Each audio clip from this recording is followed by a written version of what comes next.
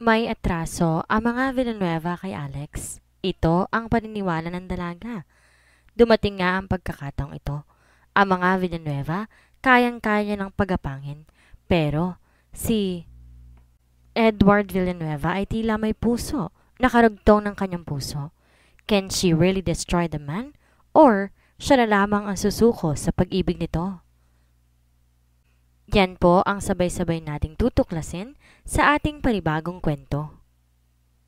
Isang natatanging tribute sa mga dating artista ang magaganap sa PBG Network. Tamang-tama lang kasi ito sa The Golden Anniversary na malaking TV radio network na ito. Ang PBG Network ang isa sa mga pinakaunang TV stations ng Pilipinas. Kaya naman sa kanilang gintong anibersaryo, isa sa mga highlights presentation ang pagbabalik tanaw sa mga unang artista.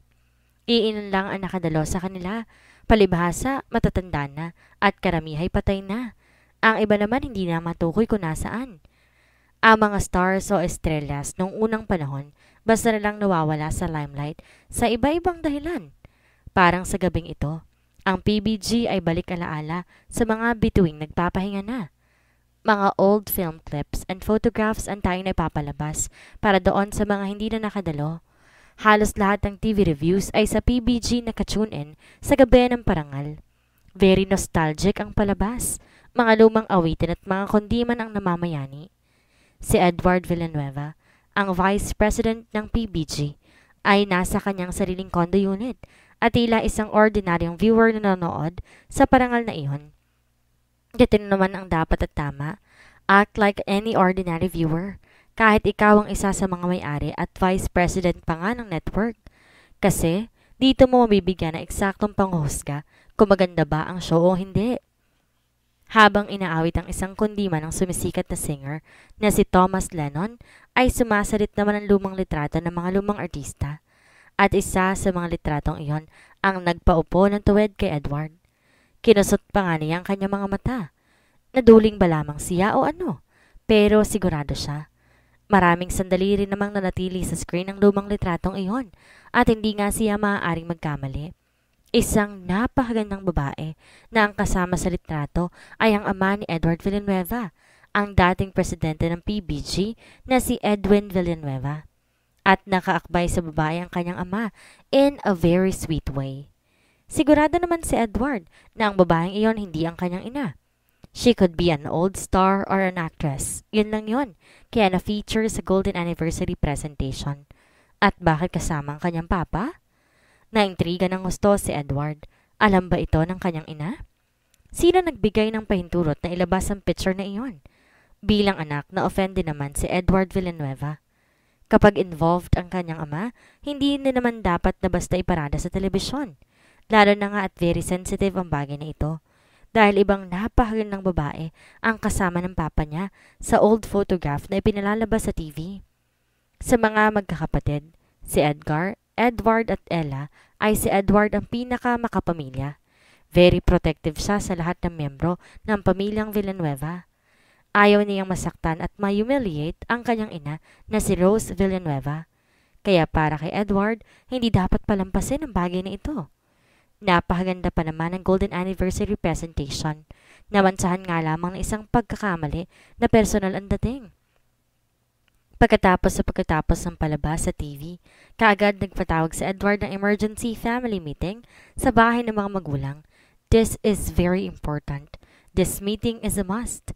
Kahit siya pangalawa lamang na anak, malaki ang respeto ng buong pamilya kay Edward.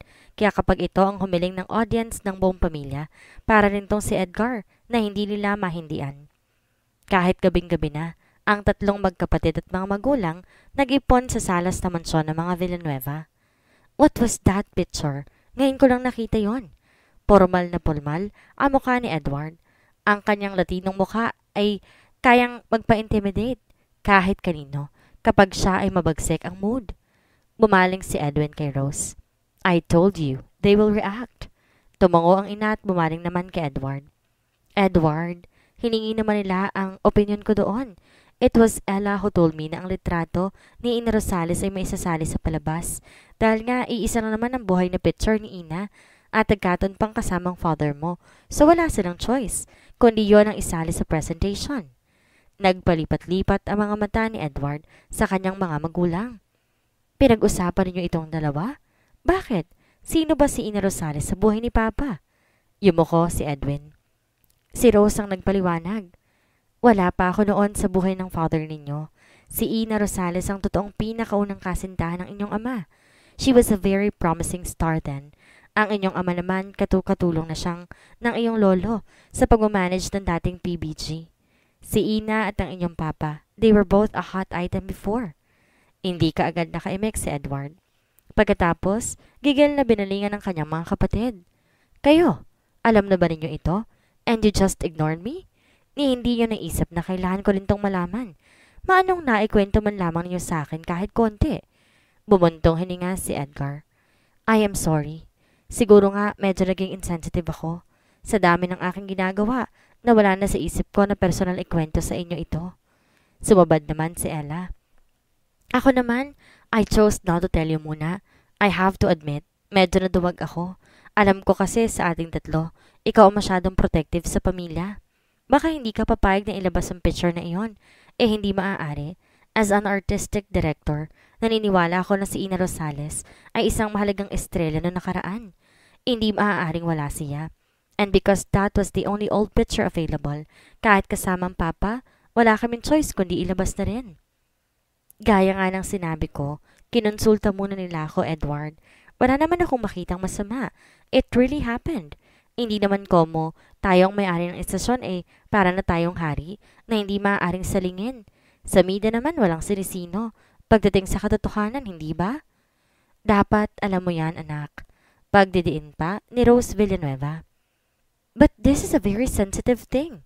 Hindi pa rin kumbinsido si Edward. I know, iho. But truth spares no one. Basta't yun ang totoo. Magsasaan at kahit sino, kailangang mailabas. Seryosong sumagot si Edwin Villanueva. Kung hindi na ilabas yun, di kulang sana excitement. Si Rose pa ang pilyang nagpahayag. Bilib talaga ako sa pagka-sport ni Mama. Salo ni Ella. Why? Kumunot ang noo ni Edward. Edward, alam mo ba na sa feedback, pinakamalakas ang picture na iyon? Marami ang tumawag sa estasyon. Nagtanong kung sinong babae nga naubod ng ganda. Yung mga henerasyon ngayon na naku-curious because wala pa nga sila noon.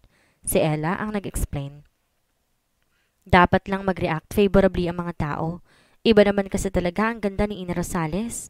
Pag-amin naman ni Rose na wala ni katiting na inggit o selos. Pero na makita ko ang iyong mama, mas na-inlove ako sa kanya.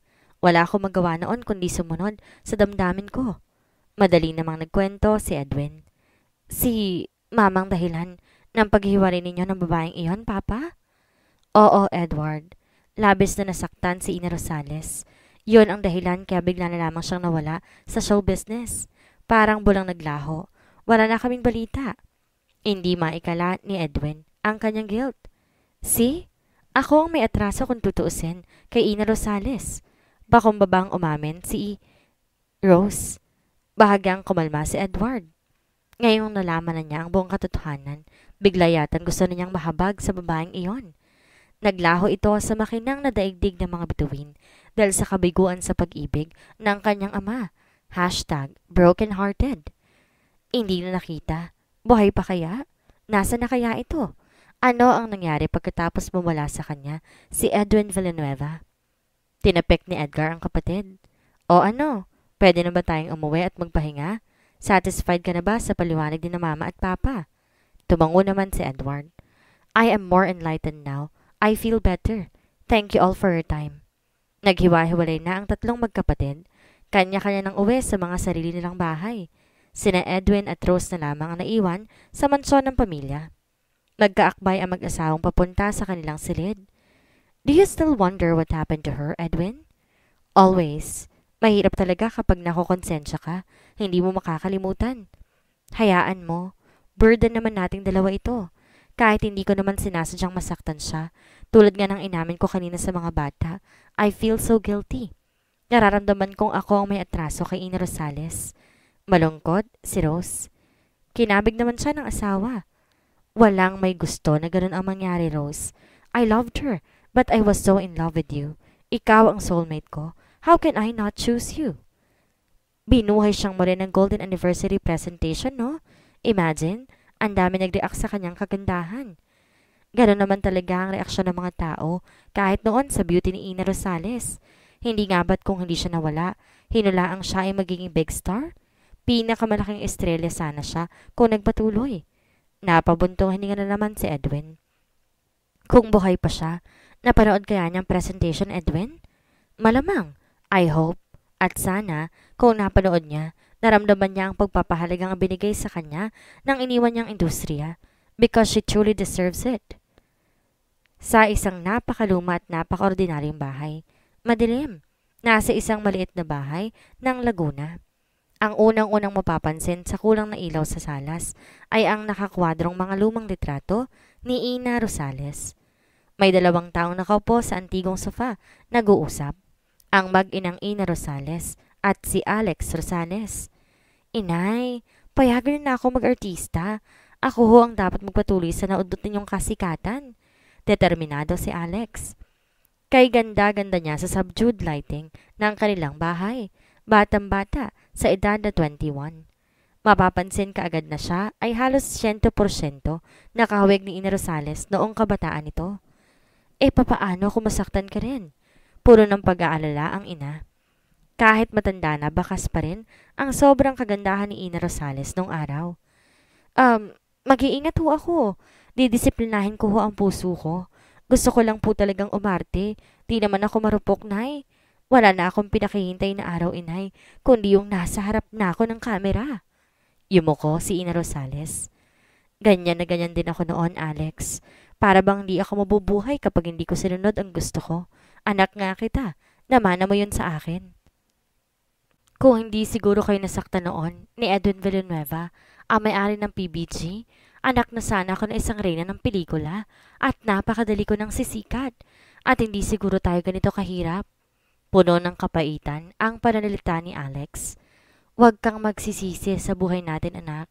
Napakasal naman ako sa isang napakabuting tao, ang iyong ama. Hanggang sa pumanaw siya, hindi ko pinagsisihan na siya naging kanlungan ko sa aking kabiguan. Hinagod ni Ina ang mahaba, makapal at tuwid na buhok ng kaisa-isa niyang anak. God knows na hindi ko ipagpapalit ang itay kahit kaninong ama, Inay. Pero masakit pa rin ho dahil para nagtago na lamang tayo dito sa hamak na bayan na ito.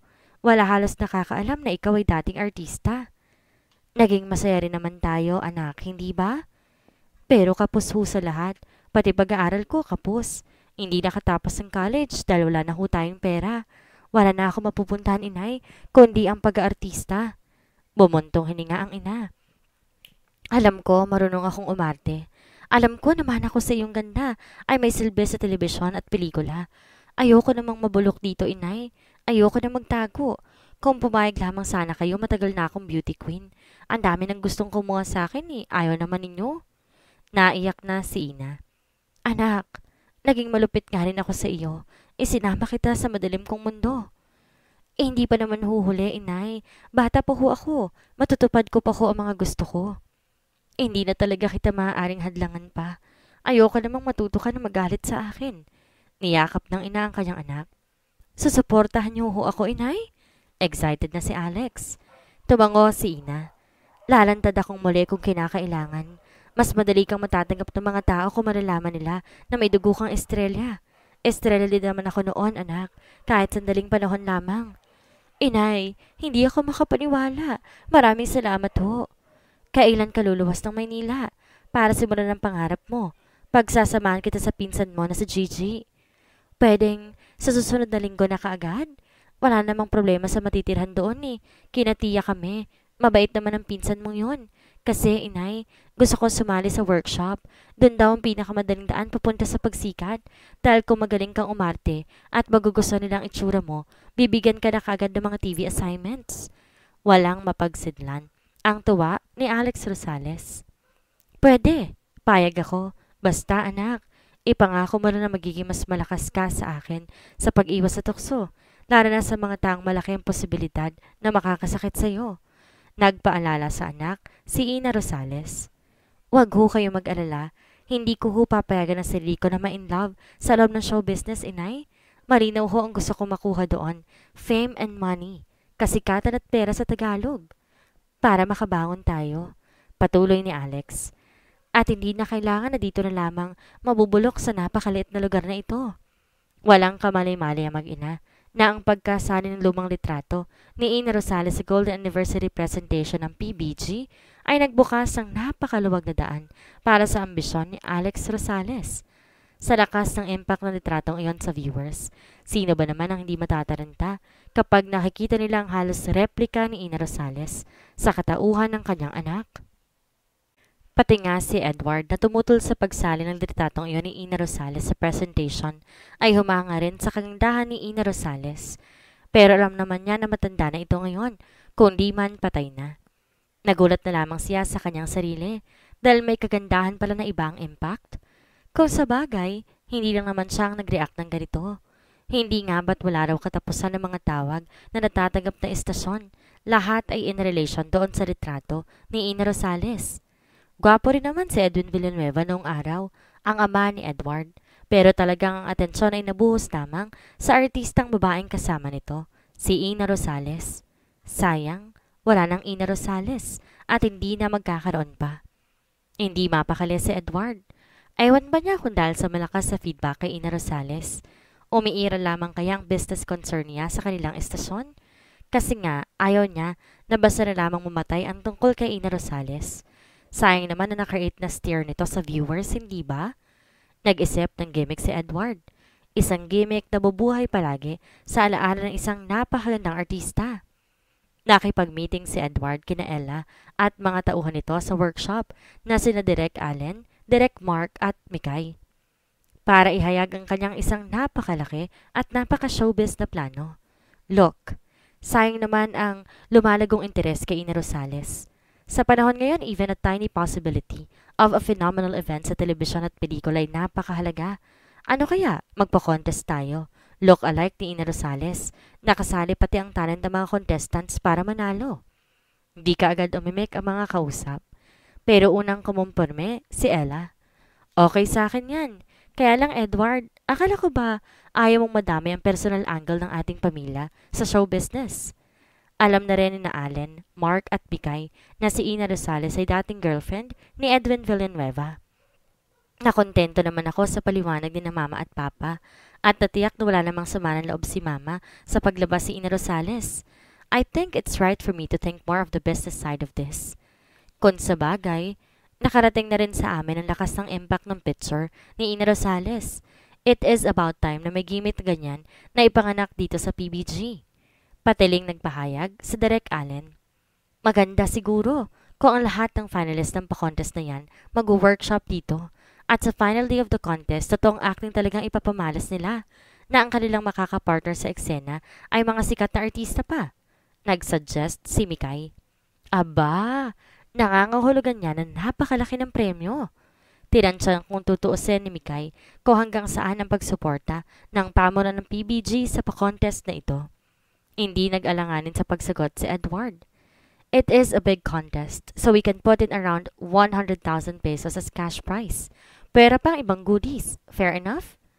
At 1-year contract sa PBG Network at sa ating movie production. Pahayag na dagdag ni Ella. Naayos na kaagad ng araw na iyon ang lahat ng detalye tungkol sa contest. Agaran, mabilisan. Sabi pa nga ni Edward. Kaya naman dinoble ang promotion sa contest. Sinasaturate ang market. Ang mga naglalakihang posters at billboards ay nagpapatindi ng interes ng mga tao. Kung imposible na nga namang makita pang muli ang original, bakit di nila makukontento sa look-alike? Ang unang araw ng edisyon, dinumog. Isa sa mga naunang pumila para dito ay sina Alex at ang madaldal na pinsan na si Gigi. Siniko ni Gigi si Alex. Tingnan mo ang bagong dating oh, halatang napakayaman. Sa van pa sumakay, may driver pa.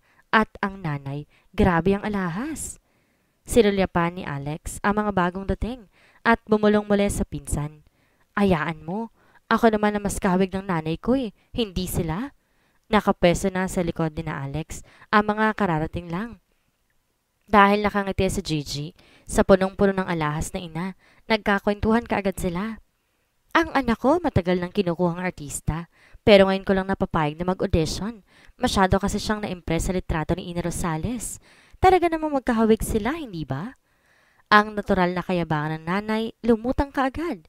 Pero hindi naman nagpatalo ang madaldal na si Gigi. Sa loob-loob nito ay kailangan din niyang yabangan ng mag-inang to. At sasabihin na niya ang totoo. Ang pinsan ko, tunay na anak ni Ina Rosales. Tingnan ninyo, oh. Kahit hindi siya mag-ayos, kahawig pa rin siya ng tunay na Ina Rosales. Natural, dahil nga mag-ina sila. At nangako si Ina Rosales sa tamang pagkakataon, lalantad siya sa tabi syempre ng sikat na niyang anak. At mangyayari yan, hindi na magtatagal. Hindi lang alam ni Gigi kung gano'n nakangit-ngit at ka-insecure ang ina ng contestant. Tumitig ito ng husto kay Alex. Nakita nga nito na hindi na kailangan mag-ayos ni Alex. Paniniwalaan kaagad ito na anak nga ng nawawalang movie star noon. Hindi papayag ang inang ito. Si Francine Cueto, na mauunsyami pa ang pangarap nilang mag-ina na maging sikat na artistang kanyang anak. Hindi pwede.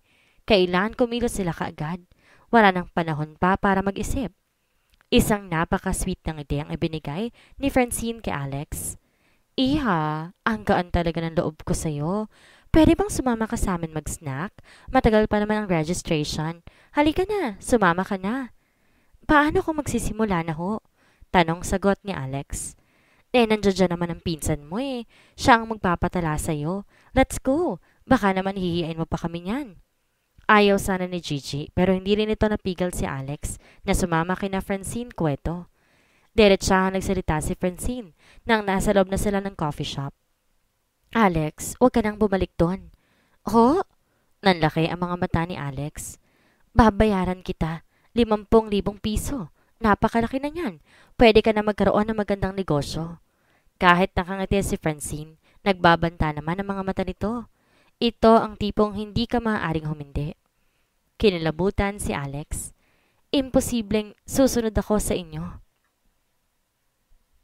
Marahang sagot ni Alex. Imposible nga kaya? Lumitaw na ang mapanganib at tusong iti ni Francine. May katob si Alex ng babaeng ito ay halang ang kaluluwa. Mayaman nga ito pero siguradong hindi lahat ay nanggaling sa tamang paraan. Halata namang marami itong pinagdaanan. Tiyak na hindi ito natatakot na pumatay ng tao. Pero sa isip ni Alex ay okay lang kung mamatay siya. Huwag lang siyang haharangan kahit pa nang kausap niyang mukhang halang ang kaluluwa. Aling Francine, babalik na po ako sa studio. Makinig kang mabuti, Alex. Parang cobra na sumingasing si Francine. Dahil madaldal yung pinsan mo, alam ko ng buhay ang nanay mo. Alam ko na kung nasang probinsya kayo. Madaling magpadala ng mga tao sa Laguna. Sa isang salita ko lamang mamamatay ang iyong ina. Bago pa man malalaman ng mga tao na buhay pa si Ina Rosales.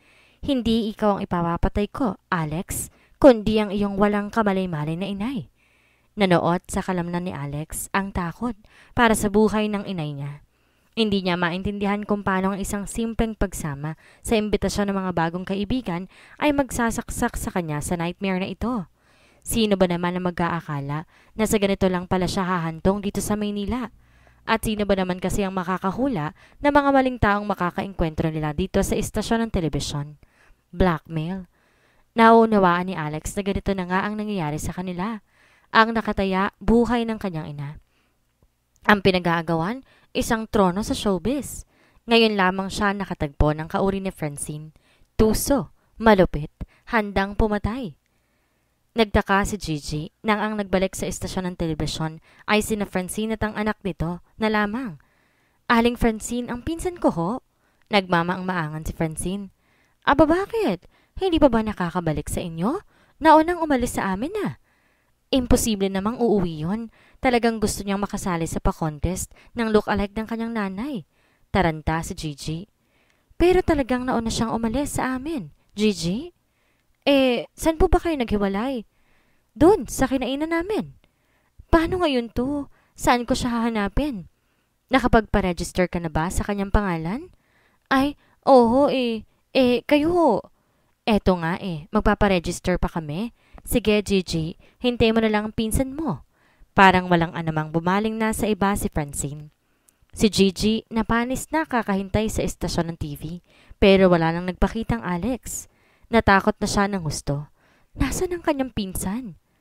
Hindi maaaring hindi managot si Aling Francine. Ito ang sinamahan ni Alex.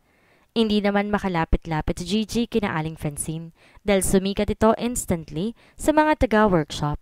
Pati ang anak na nakahawig kay Ina Rosales ay sikat na sikat pang lalo dahil ito nga ang nanalo. Ang Ina Rosales II, ito ang itatawag sa kanya. Lumong-lumo si Gigi. Kung naririto si Alex, siguradong ito ang mananalo. At malalaman pang ina pala ito ng original na Ina Rosales. Hindi maaaring matalo ng anak ni Francine na si Kate Gomez, si Alex, kung nakasali sana si Alex. Nasaan na kaya ang kanyang pinsan? Mangayak-ngyak na talaga si Gigi. Naghanap-hanap si Gigi sa paligid ng PBG network. Nagbabaka sakali na naroon si Alex, pero wala. Umuwi na lamang siya.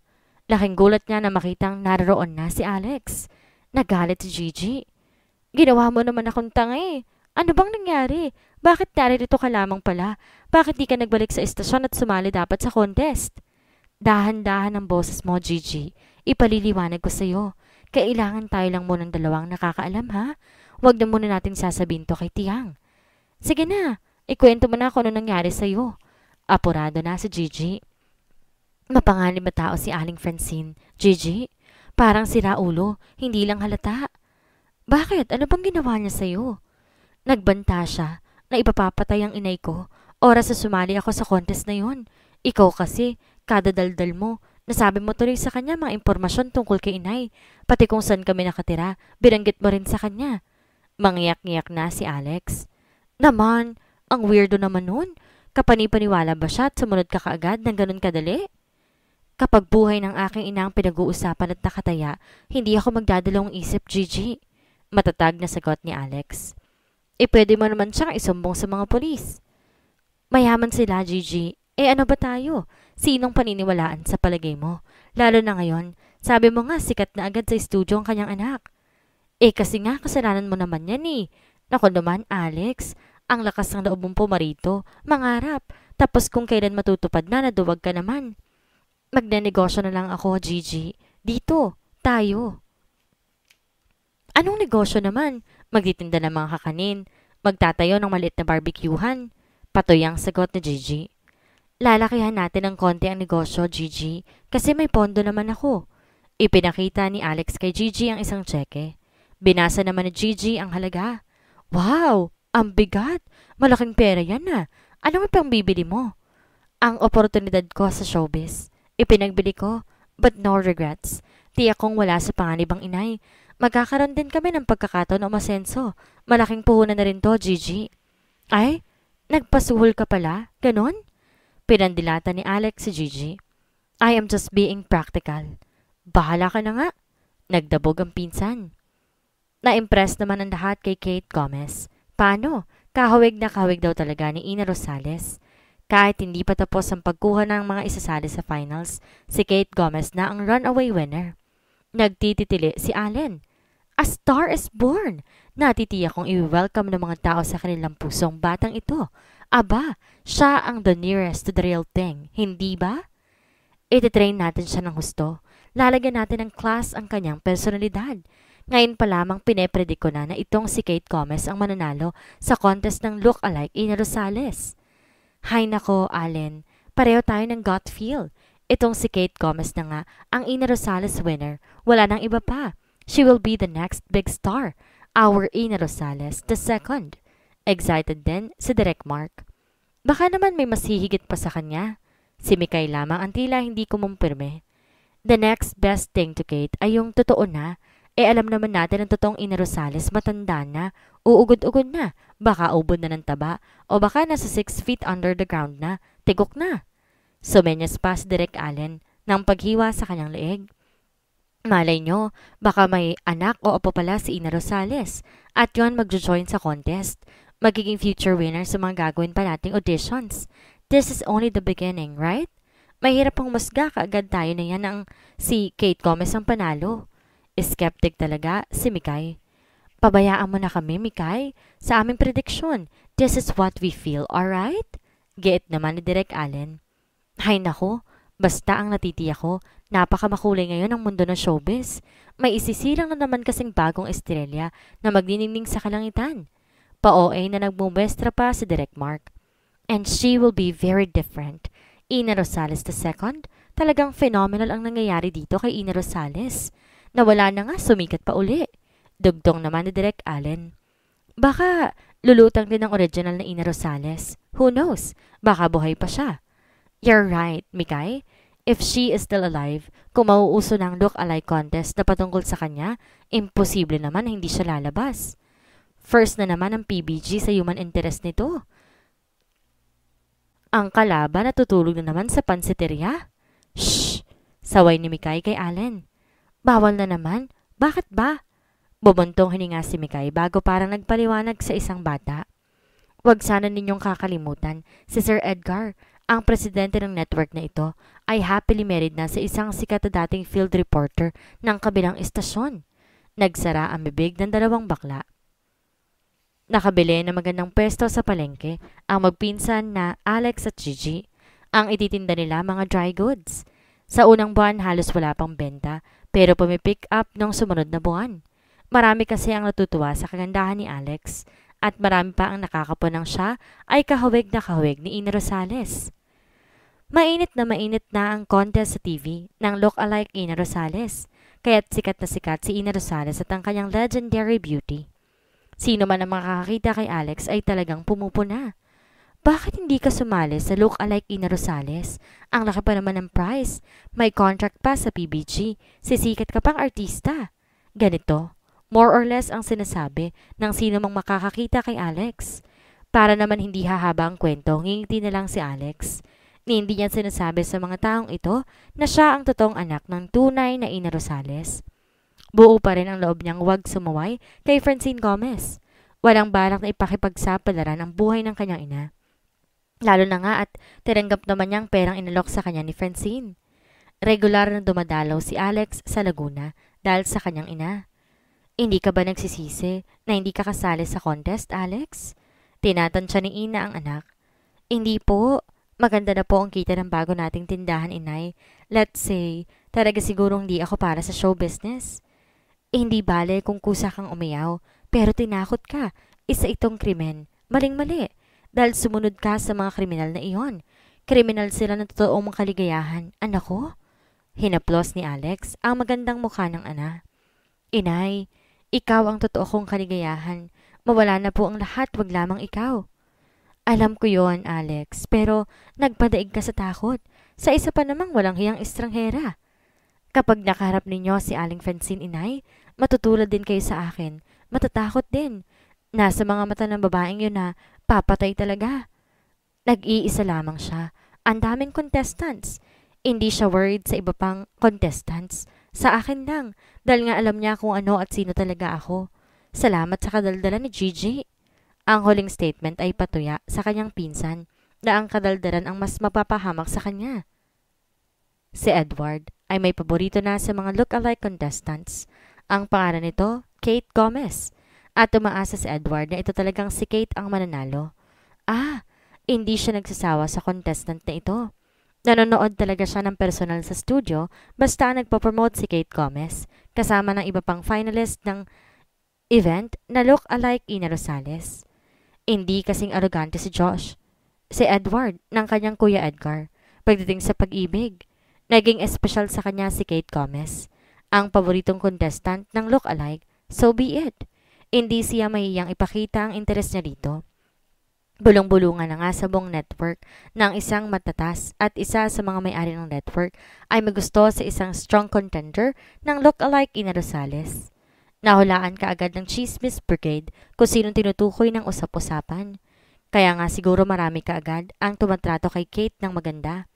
Sa network, sino man na makakakita kay Kate, bati ka agad. At siya ang pinakapaboritong workshopper ni Direk Allen at Direk Mark. Namamayagpag naman ang gusto si Francine dahil sa kapalaran ng anak. Di nga siya nagkamaling pairalin ang mapanganib niyang pagkatao. Huwag lamang mabulilyasong pagsikat ng kanyang dalaga. Kapag marami ng trabaho sa mundo ng mga artista si Kate, may maikakatuwiran na siya kung bakit napakarami nilang pera. ang involvement niya sa droga, mas malaki ang tsansang hindi matutuklasan ng otoridad. Hindi na nga siya iniimbestigahan ng mga ito dahil hihina ang posibilidad na siya ay drug lord. Kumikita yata sa showbiz ang kanyang artistang anak. So, doon ang gagaling ang marami nilang pera. At kapag sikat na si Kate, magkakaroon na sila ng estado. Hindi na sila basta-bastang magsasaling ng kahit na sino. Ligtas talaga siya, basta't sumikat ang anak. Minomonitor naman niya si Alex. Gaya ngayon, bigla na lamang siyang sumulpot sa palengke kung saan may pesto sina Alex. Kamusta, Alex? Nakangiti pero iba naman ang sinasabi ng mga mata ni Francine. Lumamig kaagad ang buong katawan ni Alex sa matinding takot. Basta't nakikita niya ang babaeng to para na rin siyang nakakita ng burol ng kanyang ina. Narito pala kayo, Aling Francine? Malaki na ba ang kinikita mo araw-araw? Pwede na ho. Good. Very good. Nasa mabuti ka na ring mundo, Alex. Makontento ka na sana dito. Tandaan mo, oras na nagulo ang napipintong pagsikat ng aking anak, mawawalan ka ng ina. Kahit pabulong, parang kidlat ang narinig ni Alex. Kung gusto ko hong manggulo, sana ho noon pa. Ang dami nga akong kumukumbinsi sa akin na sumali sa Look-alike Ina Rosales. Nakikita ho nilang kahawig talaga ako nang di nila alam may aking ina. Pero kahit pa ho siguro presidente ang mag-utos sa akin na sumunod sa kanya, hindi ho ako ganun kadaling papayag. Formal nang nagpahayag si Alex. Ano ang sinabi ng iyong dakilang ina? Hindi niya ho ako itinutulak papunta sa show business dahil alam ho niya na hindi madali ang buhay doon. Ako lang naman ho talaga sana ang may nais magpatuloy na hindi na ituloy ng inay ko. Pwes, burahin mo na talaga ang showbiz sa mga ambisyon mo, iha. Ikaw at si Kate hindi dapat magkasama sa isang mundo. Naroon na ang unika iha ko. Huwag ka na sanang sumiksik pa dito. Tumango si Alex, very meekly. Kapag wala sa harapan niya si Francine, hindi talaga maintindihan ni Alex kung bakit nanginginig ang kaluluwa niya sa babaeng iyon. Pero naniniwala siya na hindi po pwedeng daanin sa lokohan ang usapan nila ni Francine. Kanina pa nakaalis si Francine. Ganito lang naman ito kung magpakita sa kanya sa palengke. Sandalian lang. Para bang nagpaparamdam lamang? Umahango si Gigi na may dalang tabloid. Alex, tingnan mo tong write-up ni Kate oh. Nakakainggit. Shh! Tumigil ka dyan. Baka lalo tayong mapasama sa kadaldalan mo. Kung banggitin mo si Kate, halatang may kaugnayan tayo sa kanila. Oo na. Ibubulong na. Basahin mo tong write-up na to at tingnan mo kung sino nagkakagusto kay Kate. Kinilig talaga si Gigi nang may panghihinayang. Tinunghayan nga ni Alex ang write-up. Naroon ang gwapo at tila Latinong Vice President ng PBG Network, ang binata pa na si Edward Villanueva. Ayon sa report, espesyal na espesyal daw kay Edward Villanueva si Kate Gomez, ang tinatayang mananalo sa Look-alike Ina Rosales contest. Dahil daw pala gandang-ganda si Edward sa dating nobya ng kanyang ama. Namutla si Alex. O bakit? Dinunggol siya ni Gigi.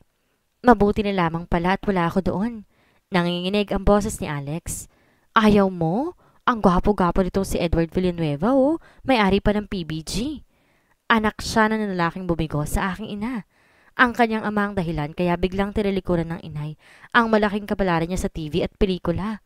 Ang kanilang pamilya ang dahilan kaya ang tagal kong nakatagpo sa maliit na bahay namin sa Laguna. Punong-puno ng hinanakit si Alex. Nako naman, wala namang mangyayari kung magtataim ka ng puot, girl. Hindi madaling makalimutan ang ganoong klase ng atraso, Gigi. Hindi naman kasalanan ni Edward ang kasalanan ng kanyang ama. Kung kasalanan nga na umibig sa iba ito. Ano ka ba? Kakampi ba kita o ano? Napagdiskata na ni Alex ang pinsan. Sama tayo. Sa hirap at sa ginhawa, pinsan. Yun naman pala eh. Dapat galit ka rin sa Edward na yan. Kinilig na naman si Gigi. Hay, ang gwapo eh. Alam ko imposible magkagusto sa akin to. Pero kung sa'yo, pwede na rin. Para na rin ako naambunan. Kasi pamilya pa rin natin siya mapupunta. Wala. Kahit sa bangungot ko ang lalaki yan, Gigi. Gilit na giit ni Alex. Wala raw. Wala nga ba? Pero sa mga panaginip ni Alex, lagi palang naroon si Edward Villanueva. Mula nang makita niyang litrato dito sa tabloid at mula nang malaman nagkakagusto ito sa look-alike ng kanyang ina, may kung anong sakit at panghihinayang siyang nararamdaman. Pilit man niyang palisin. Gusto na rin niyang na maawa dito. How pathetic. Nakukontento na lamang sa look-alike. Paano kaya kung makita siya nito? Siya na replika talaga ng nanay niya at dugo at laman talaga ni Ina Rosales. Posible bang sila ang magpapatuloy sa kwentong hindi natapos ng mga magulang? Si Alex na rin ang nagtawa sa kanyang sarili, sa kanyang pangarap na masasabing isang malaking kahangalan. Napanood ni Alex sa TV ang finals ng Look-alike Ina Rosales contest, isang napakalaking event. Ang head ng Board of Judges ay si Edward Villanueva. Halos hindi makahinga sa pagtitig si Alex kay Edward nang ito'y titigan din ng kamera. Nag-close up pa ito ng matagal sa screen ng telebisyon nila ni Gigi. Nakumpirma ang matagal na niyang alam. Ito ang klase ng lalaking babaliw sa kanyang puso. Kailalim kung tumitig, pati kaluluwa ay parang kanyang aarukin. At kapag ngumiti na may talagang mabibighani ka na mga mapuputi at pantay-pantay ng ngipin. He has that very easy smile. Pero na ma-close up nitong nakapormal, kaya ka ring yanigin ang otoridad nito na hindi na kailangan itong ipangalandakan. Gusto na nga rin tuloy maniwala ni Alex na maswerte nga si Kate Gomez at siya kay malas naman niya. Gaya nga ng inaasahan, si Kate Gomez ang nanalo. Hindi na sayang ang katusuhan at katapangan ng ina nitong si Francine. Si Edward Villanueva ang naglay ng korona sa ulo ni Kate at nagsabit ng sash, nag-abot din ng mga bulaklak. Hinalikan pa niya ito sa pisngi at niyakap. Kitang-kitang espesyal nga kay Edward ang nanalong look-alike. Nasa dreamlike stage naman si Alex habang napapanood iyon. Parang siya ang naroon, ang niyayakap at tinahalikan ni Edward Villanueva. Unfair bang siya ang wala doon at sa halip isang napakalayo lamang na look-alike ng kanyang ina? Ganito na lamang ba ang kapalaran nilang mag-ina? Bigo sa pag-ibig. Hindi natutupad kapag sa isang Villanueva umiibig? Sa studio, kung saan nangyayari ang tagumpay na mag-inang Francine at Kate, electrifying ang paligid.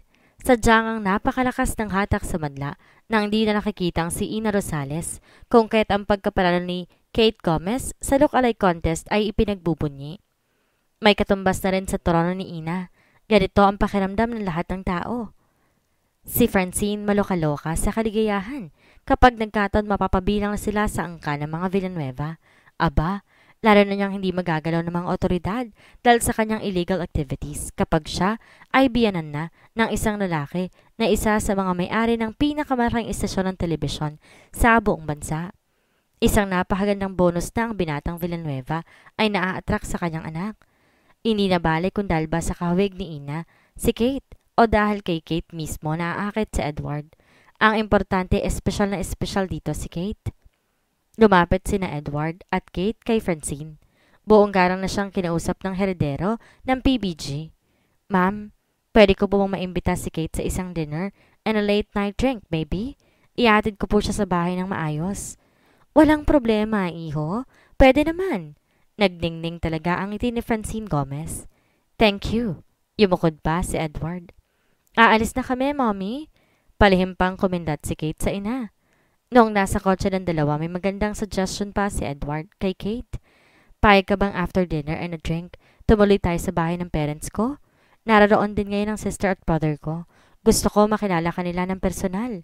Si Elle lamang o si Eloy ang nakakakilala sa iyo ng personal. The rest hindi pa. So, what do you say? Lalong kinilig si Kate. Why not? Nakangiting kumot, takagad siya sa cellphone ng ama na si Edward.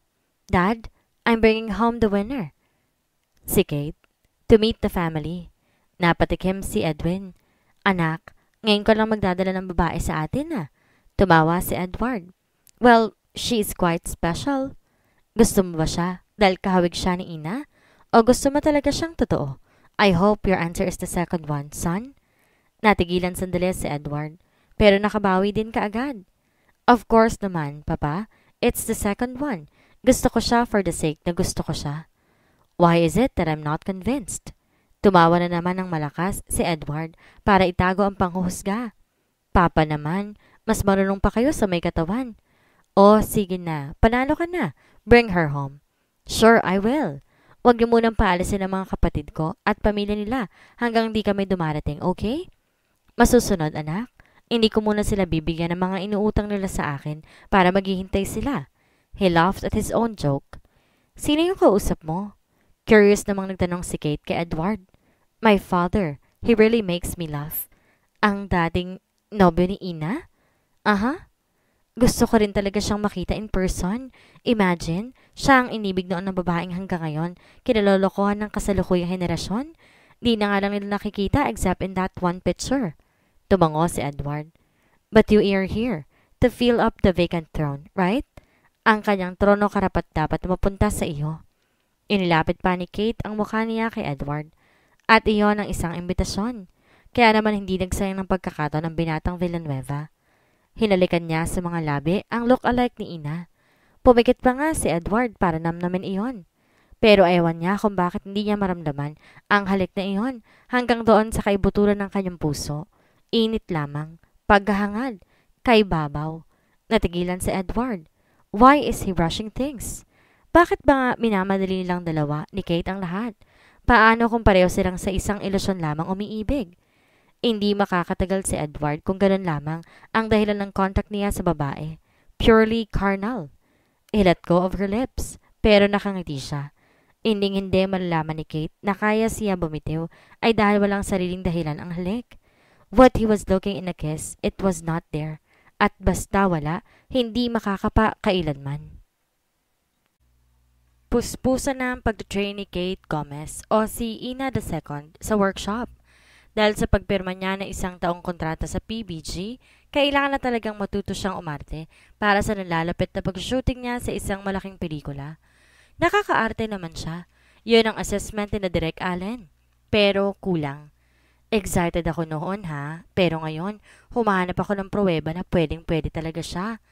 Wala kasi si Kate na kayang walang malay nakakapagwentuhan sina Allen, Mark at Mikay tungkol sa espesyal nilang estudyante. Paano kung ang pruweba ay mahina ang teacher? Tayo, mahina? Never! Ang dami na nating testigo na nagtuturo tayo ng tama at laging updated ang mga acting lessons natin. Irap ni Allen. Well, nakakaarte din naman siya eh. So-so nga lang. Pero pang-big star siya. Pang-matagalan kahit look-alike lamang siya, hindi ba? Sabad ni Mikay. That's the plan. Specifically ni Edward Villanueva. Alam mo na naman yun eh.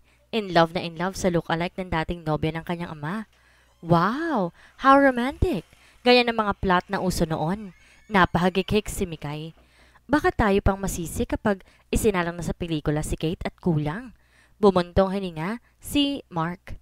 At sus, edi resign ka agad ng beauties natin. Kahit ba naman hindi natin kasalanan? Ano, pipigain mo sa papel na duyo, aber? Hindi naman talaga tuyo, may tilamsik naman talagang konti. Tumingin na sa pambisig na orasan si Allen. Teka, 1 hour late ang bruha. Special session ito. Siya lang ang estudyante, relate pa. Estrelyang na kaagad kung kumilos. Ha? Napapailing si Mikay.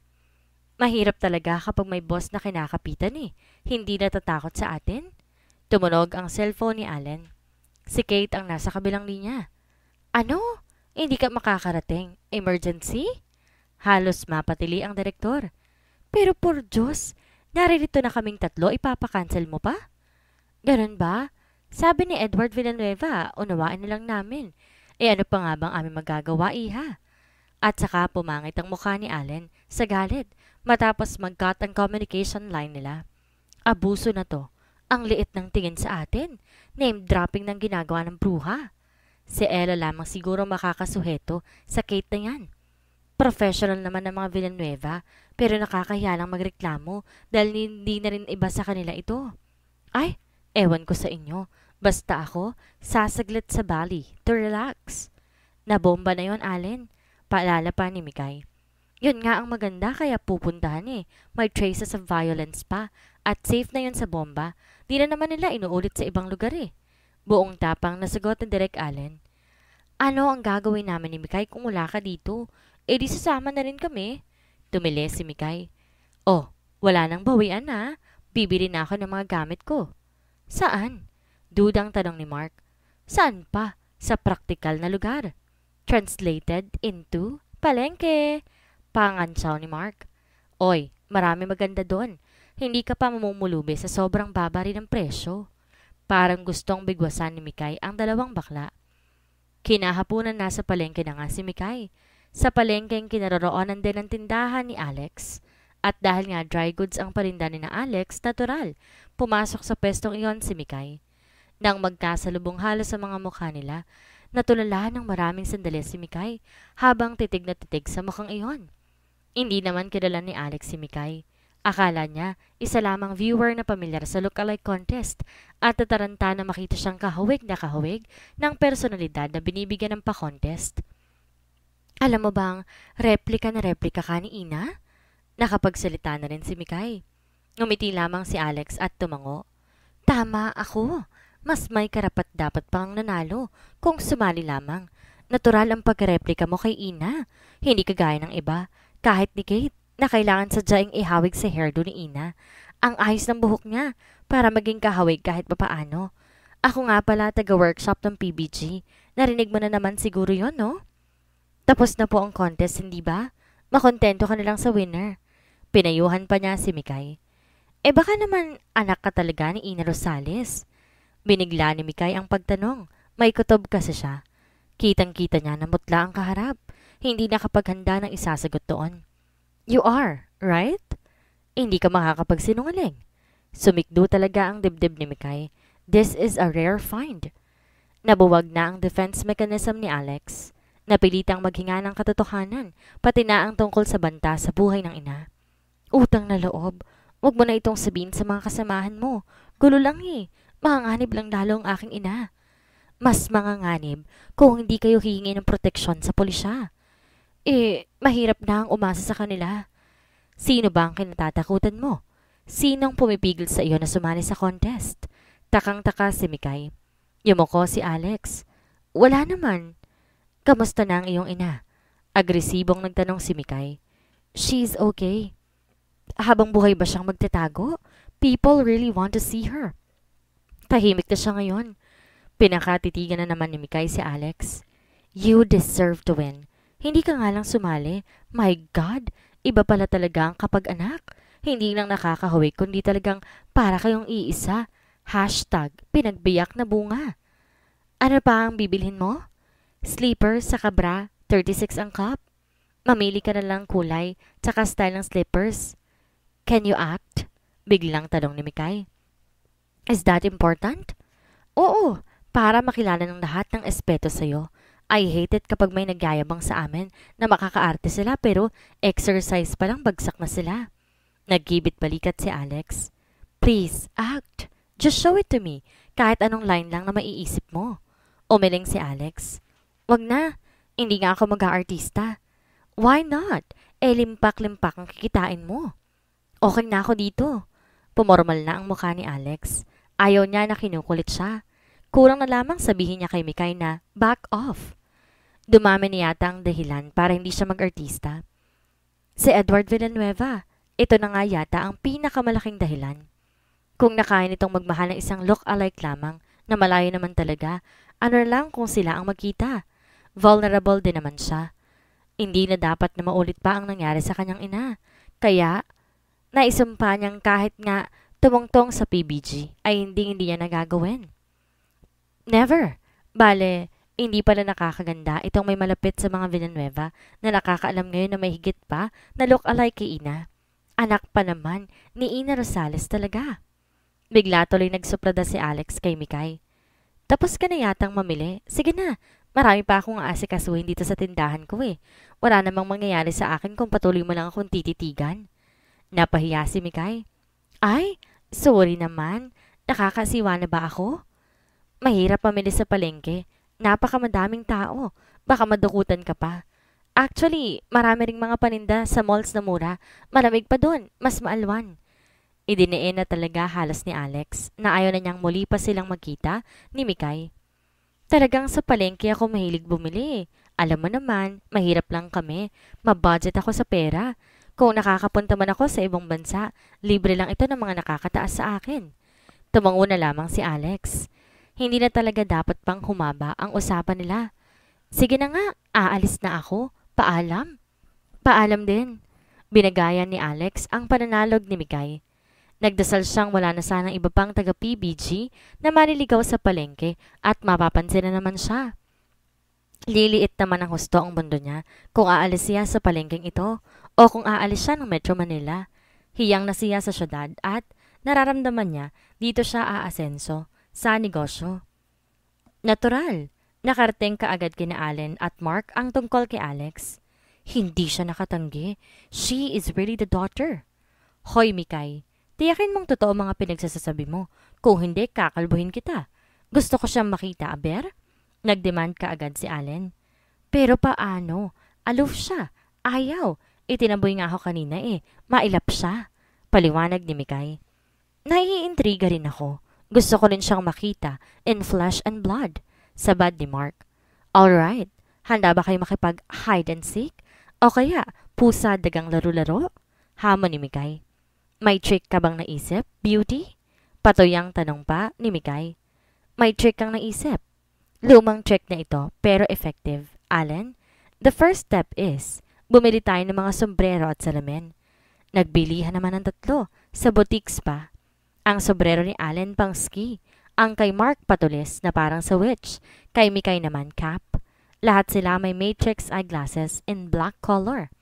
Naka-ready for palengke talaga sila dahil ang mga rubber shoes nila at mga suot na pang-itaas at maong puro mga gamit na. Nagtaksi sila at malayo pa sa palengke ay naglakad na. Reklamo ang 2 bakla. Ang mga kutis daw nila. Parang walang naririnig si Mikay. Inapura pa sila sa paglalakad.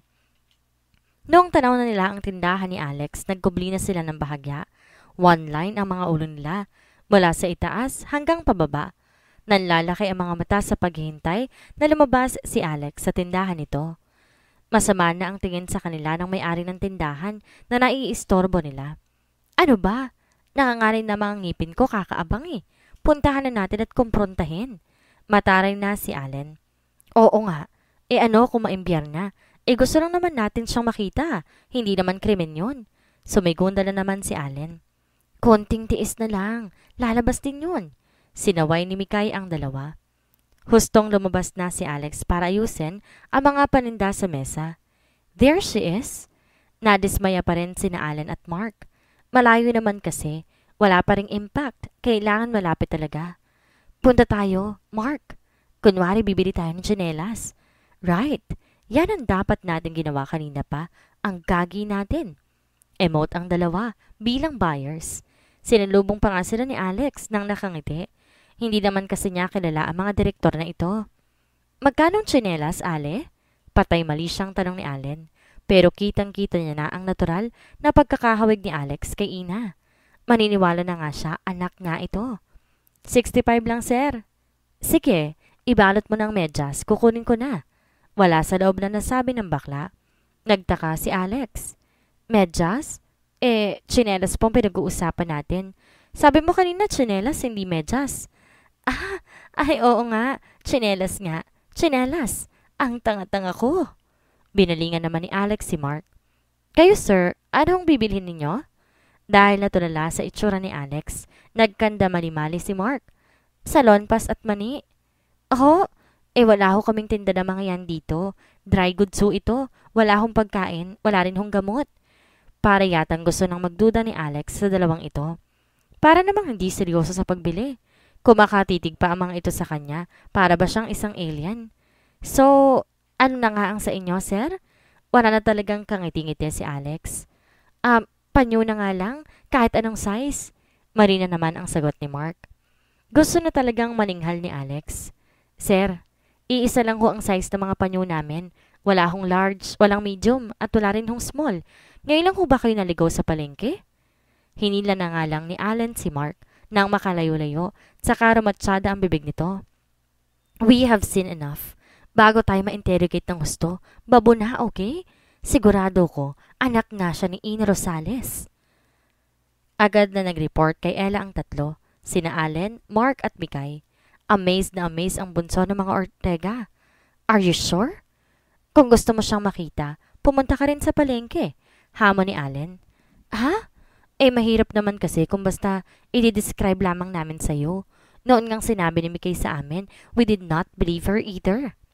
Pero na makita nilang babaeng to, Miss Ella, pare-pareho na kami ng opinyon na anak nga siya ni Ina.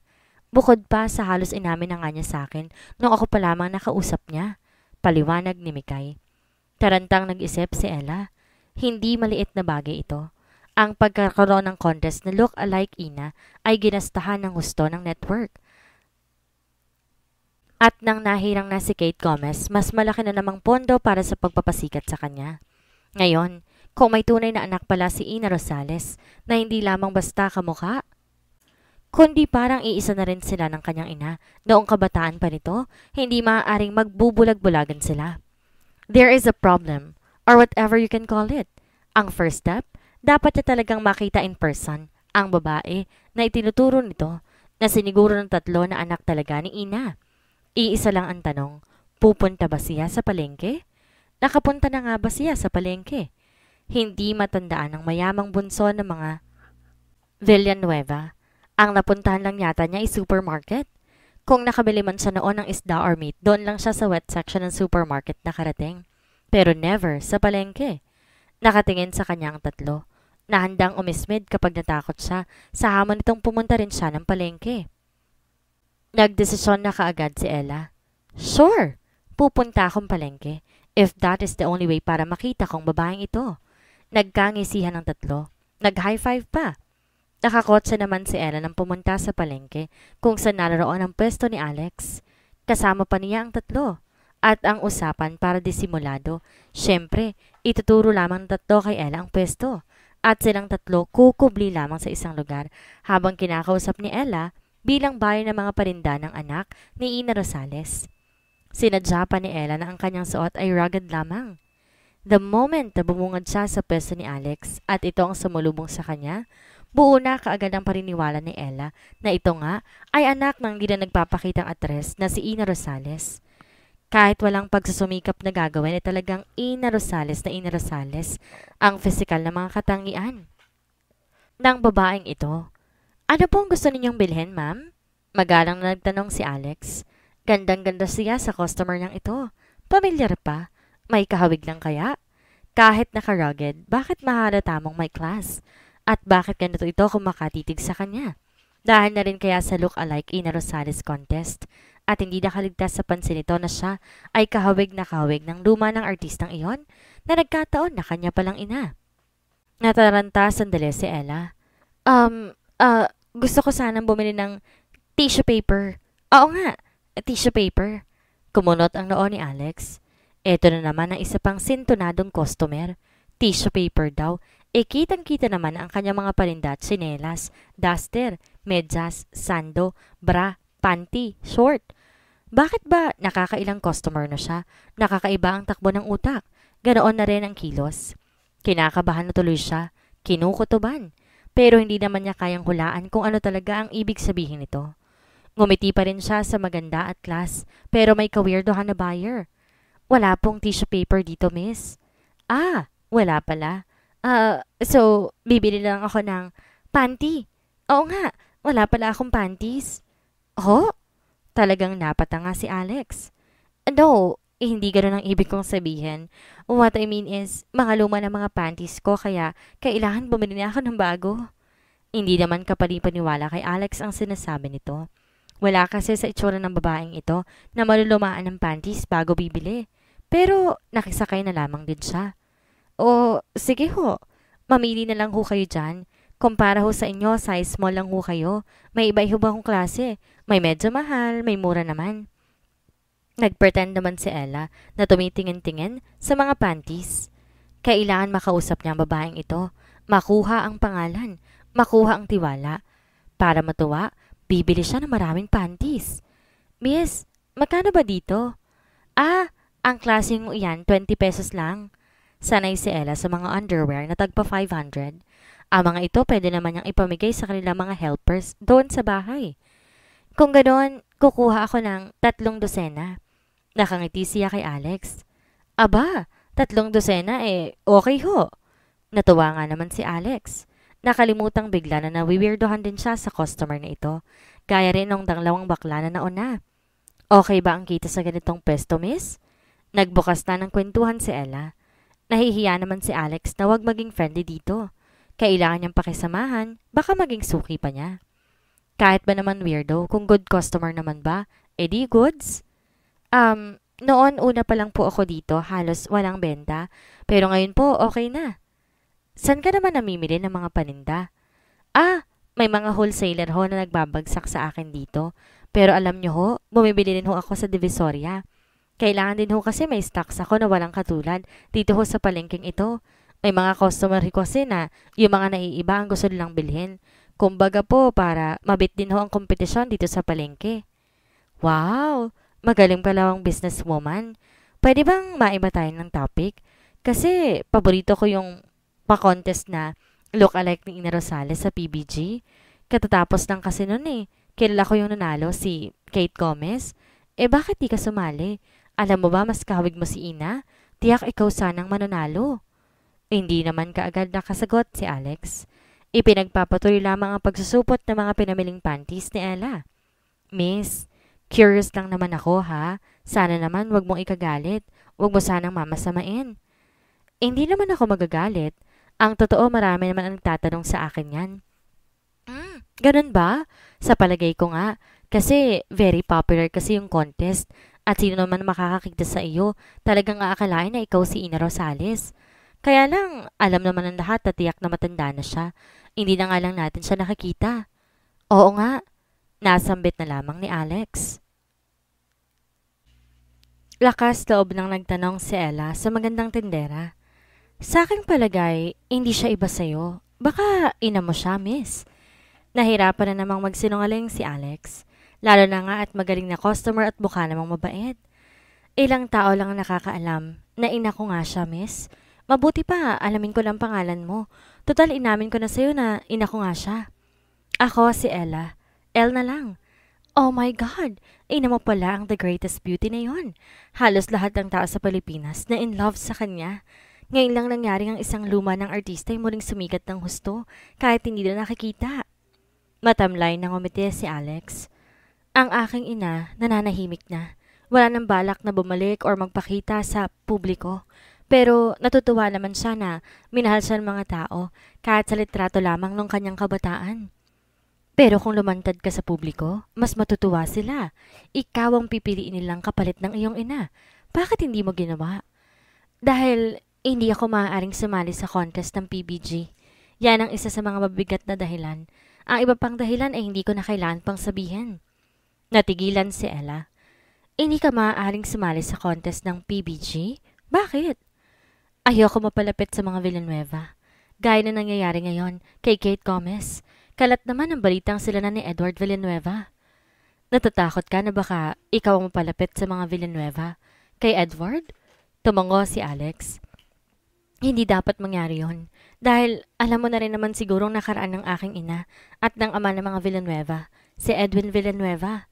Sila ang dati magkasintahan pero na makita ni Edwin Villanueva ang asawa niya ngayon, binaliwala niya na ang puso ng inay ko. Yun ang dahilan kaya umayaw na sa showbiz ang mother ko at maaga nang nag-ermitanya.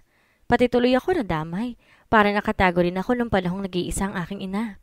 Nanlumo si Ella Villanueva. Ngayon niya lubos na naiintindihan ng lahat. Hindi sinadya ng kanyang mga magulang na ang buhay ng babaeng ito ay nadamay at nagkaroon na rin tuloy ng konting bitterness. Masisisi rin ba niya ito kung ayaw nito sa mga Villanueva?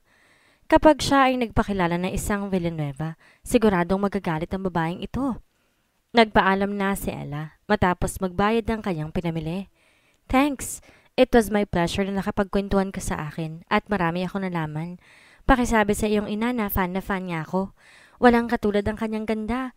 Pero maaari ko bang malaman ang pangalan mo? Nakangiti namang nagpakilala si Alex. Alex? At ikaw ay si Ella? Elle na lang. Sige Elle, salamat din.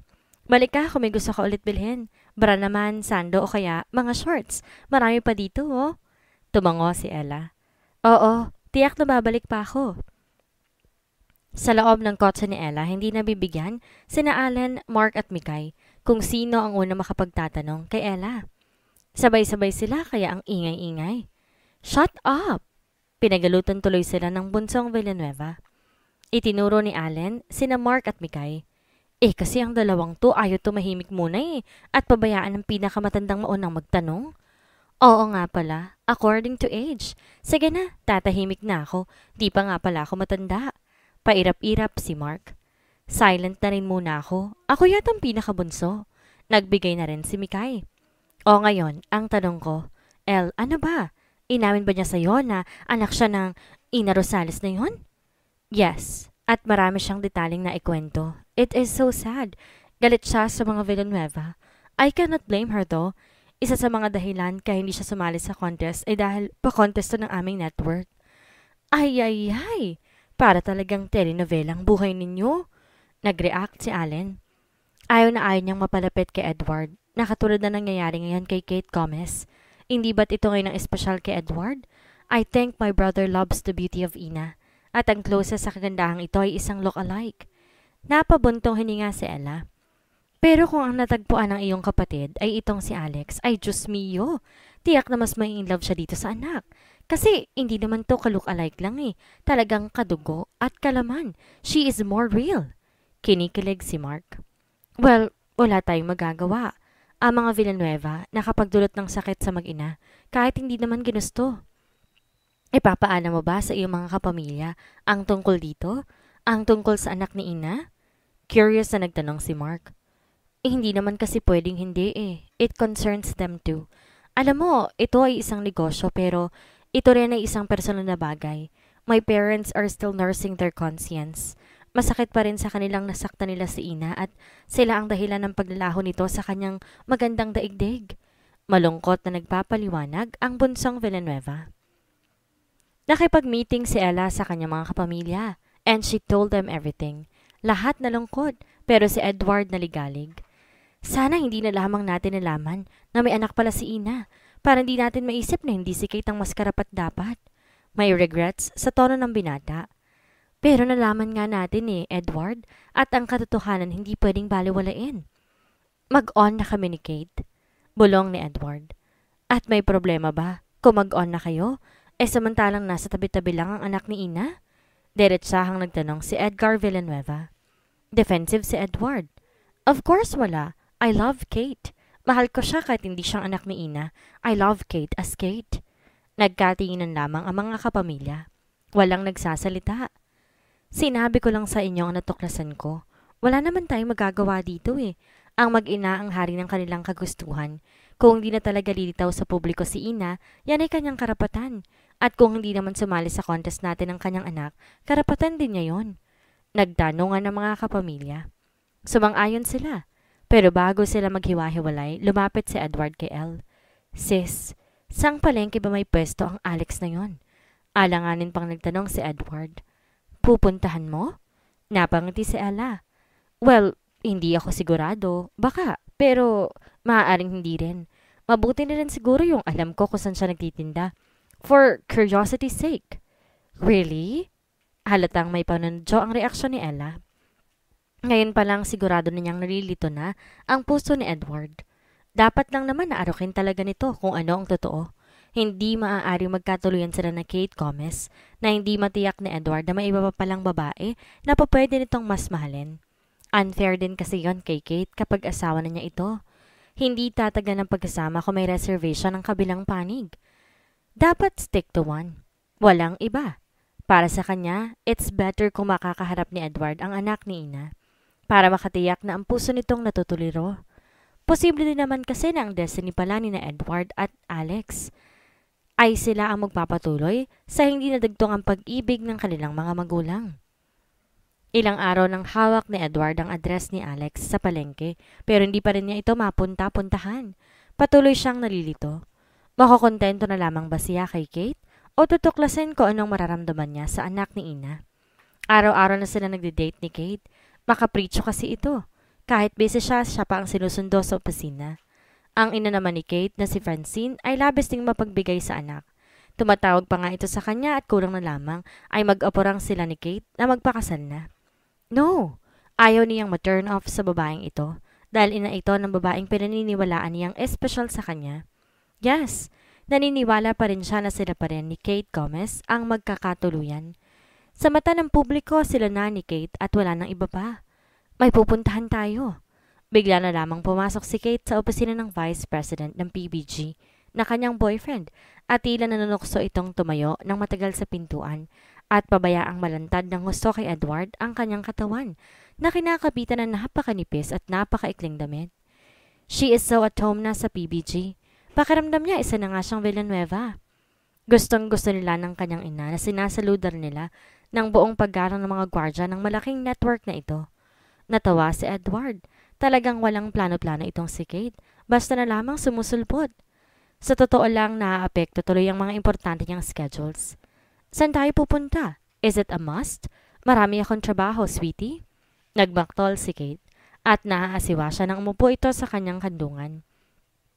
May rules ang pamilya Villanueva na kapag nasa opisina, huwag hahaluan ng pleasure ang business.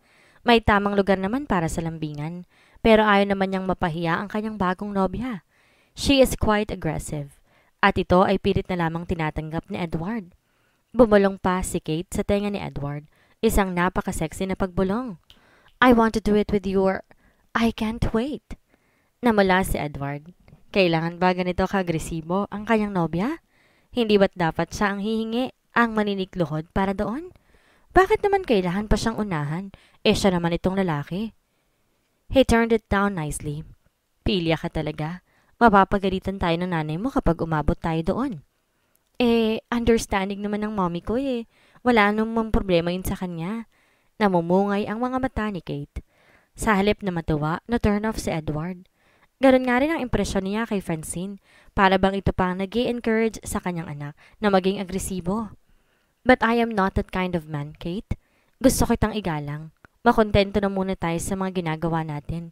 Wala namang bawal doon. Formal na si Edward. Natigilan si Kate at nagbaktol. Bakit ba ganito? Sa halip na ikaw magkakandara pa sa akin parang baliktad pa yata. Hindi naman. Ayaw lamang kitang isahan. Namewang pa si Kate. Baka naman kasi wala ka pang balak na pakasalan ako. Bakit napunta na doon ang usapan? Edward, lahat na lamang nag-e-expect na ikaw mapapangasawa ko. Naka-televise pang pagpapakita mo ng pagpapahalaga sa akin nung nanalo ko ng ka-lookalike ni Ina. Hindi ko naman yun pinagsisisihan, Kate. Tinatansya siya ng dalaga. Edward, may iba na ba? Nagsawa ka na ba sa lookalike ni Ina? O baka naman nakita mo na ang tulay na Ina at kahit tukluban na siya pa rin ang gusto mong mahalin? Tinuya siya ni Kate. Napikon si Edward. Nakahulagpos tuloy sa dila niyang hindi pa niya dapat sinabi kay Kate. She has a daughter. Natigilan si Kate. Para na kuryente. What? Ulitin mo nga. Ipinagpatuloy na rin ni Edward ang pagtatapat. May anak si Ina, okay? Nakausap na siya ni Ella. Nakausap na rin ng mga workshop. She is in flesh and blood. Tumawa si Kate. Baka naman mga tanga sila. May nagpanggap lang naniwala ka agad. Hindi na nga nagpakita sa publiko si Ina, hindi ba? No. They believe she is telling the truth. At papano't bakit nila natiyak? Singhal ni Kate. Dahil she is the replica of her own mother. Formal na deklarasyon ni Edward. Napaurong si Kate. Alam naman niya na may anak nga si Ina. Hindi ba't una namang nakilala nilang mag-ina si Alex at sinuhulan pa nga ito ng kanyang ina. Wag lamang tumuloy sa pagsari sa contest. Tinakot na rin to ng kanyang ina na papatayin si Ina Rosales kapag nagpatuloy sa show business si Alex. Pero ang masakit, hindi siya makapaniwala sa nangyayari. Bakit natuklasan pa rin ng mga Villanueva ang tungkol kay Alex? Hindi rin pala nagdagumpay ang kanyang ina, nahadlangan ng kapalaran ni Alex. Mabait sa kanya ito, mahirap tanggapin. Siya ang look-alike, siya ang closest to the real one. Hindi po pwedeng may isa pa na makakahigit sa kanya. Sana lamang siya ilulugar kung nandiyan na ang tunay na anak ni Ina, na sabi nga ni Edward ay the real replica of her mother. Sasabihin ko to kay mommy. Siya ang bahala dito. Hindi papayag si mommy na madidisplace ako. Kaagad nawala ang tiwala ni Kate sa kanyang sarili. Nahabag naman si Edward sa nobya. Hey Kate, hindi ka dapat madidisplace. Kung saan ka naroon ngayon, doon ka pa rin. Liar! Kaya nga siguro nang lalamig ka sa akin. Paano? Alam mo nang may anak si Ina na real replica niya. Siya na ngayon ang wini-wish mo na maging nobya, no? Dahil obsessed ka na sa ganoong kagandahan? Umiiyak at galit na si Kate. Huwag mong pangunahan ng pag-iisip ko, Kate. Ngiti imbagang si Edward. You cannot just throw me away like a discarded rag, Edward. Tandaan mo yan. Lumabas si Kate. Ibinagsak ang pinto ng opisina ni Edward. It was quite a scene. Lahat ng empleyado ay nagulat sa pamabastos na ginawa ng nobya sa kanilang vice president. Pinandilatan pa ni Kate ang mabait na sekretary ni Edward. Napapailing na lamang si Edward. Now he had made a decision. Kailangan harapin niya ito. He has to see the daughter. Tumawag siya sa cellphone ni Ella. Pupunta na ako sa palengke. Ano bang madaling paraan para mahanap ko kaagad ang pwesto? Madali lang. Sasamahan ka namin nina Alex, Mark at Mikay. Pero tatanawin ka lang namin sa malayo. Ikaw na ang bahalang makipag-usap kay Alex. Gumawa ka na lang daw ng sarili mong gimmick. Hindi mo kasi maaaring sabihin na ikaw si Edward Villanueva. Kundi baka hindi ka niya haharapin. Just pray na hindi ka niya napanood nung iproclaim na winner si Kate sa TV at ikaw ang nag-crown at nakita ka pa ng mga viewers, pati ang pagyakap mo kay Kate. Pray also na ang mga ilang stolen shots ninyo ni Kate na nalalagay sa mga dyaryo ay hindi masyado napansin ni Alex. Kung hindi, makikilala ka talaga niya. May paraan para talagang safe ang pagharap ko sa kanya. Magdi-disguise ako, magkakap, magsasalamin at magbibigote. Ididikit lang naman yung fake na bigote. I think that's a good idea. Oh, kailan? Ngayong hapon na.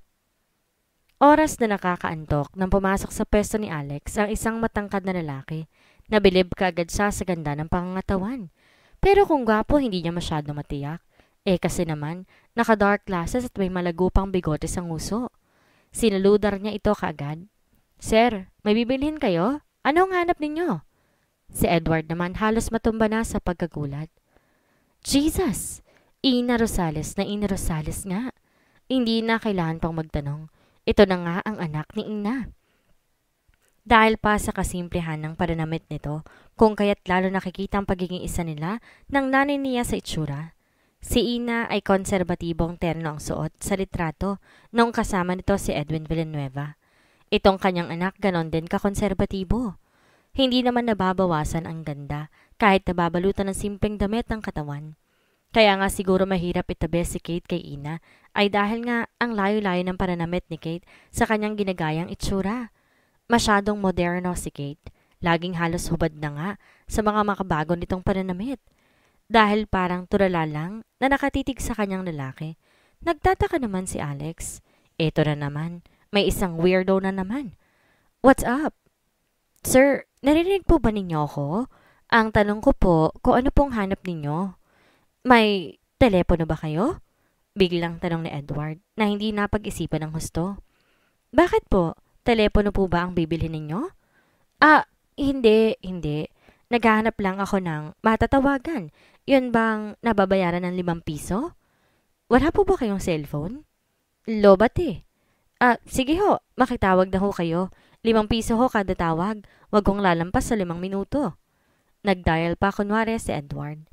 Ang nadial niya telepono ng bahay ng kanilang parents. Ang nakasagot pa ay ang kanyang papa kasi direct line ito sa kanyang mga magulang. Hello? Oh, Edward, ikaw ba yan? Ikaw nga. Basta't boses ng anak ko, isang hello pa lamang. Kabisado ko na. Napatawag ka? Oho nga po.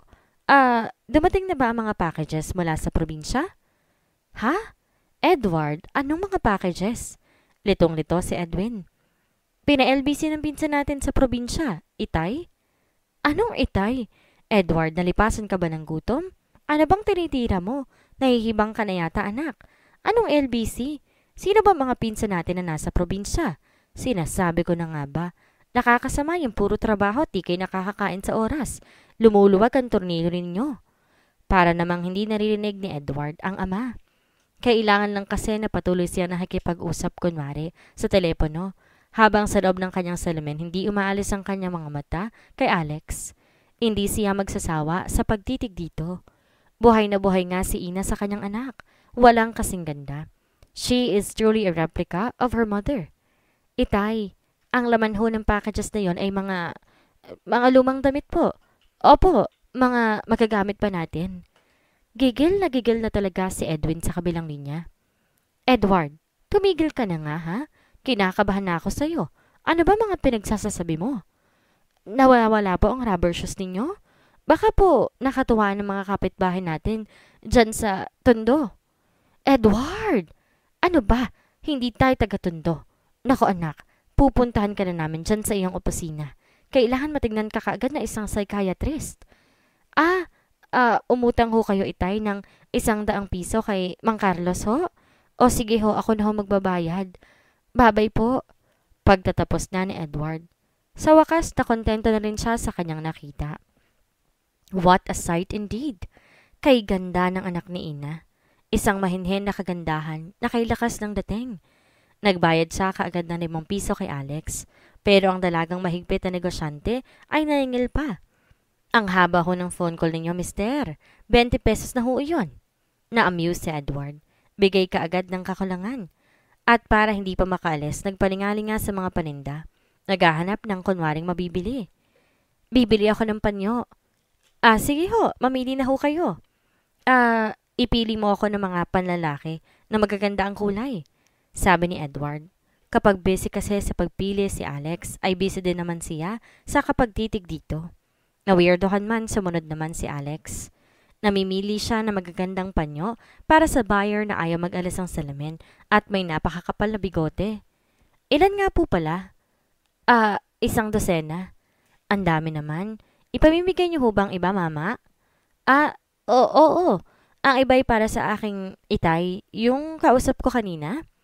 Si Edward, nakontento na lamang na patuloy pagmasa ng babae sa kanyang harapan. Wala na naman siyang maitanong dahil ang mga importanteng detalye masasabi na sa kanya ni Ella at mga tauhan nila sa workshop. Nagbalik si Edward sa kinaroroonan ni Ella sa palengkeng iyon. Bit-bit ang isang supot ng 1 dosenang panto. It was like a dream. Isang napakagandang panaginip. Buhay na buhay si Ina sa katauhan ng kanyang anak. She is a real beauty. Simple. Nakatago ang mga mahalagang bahagi ng kanyang katawan. Hindi ipinagayabang at ipinaglalantaran. Parang in a trance si Edward habang sinasabi ito. Nagkatingin na naman ang 4. Si Elle, Allen, Mark at Mikay. Ngayon, alam na nila ang sagot sa tanong na, true love nga ba ni Edward si Kate?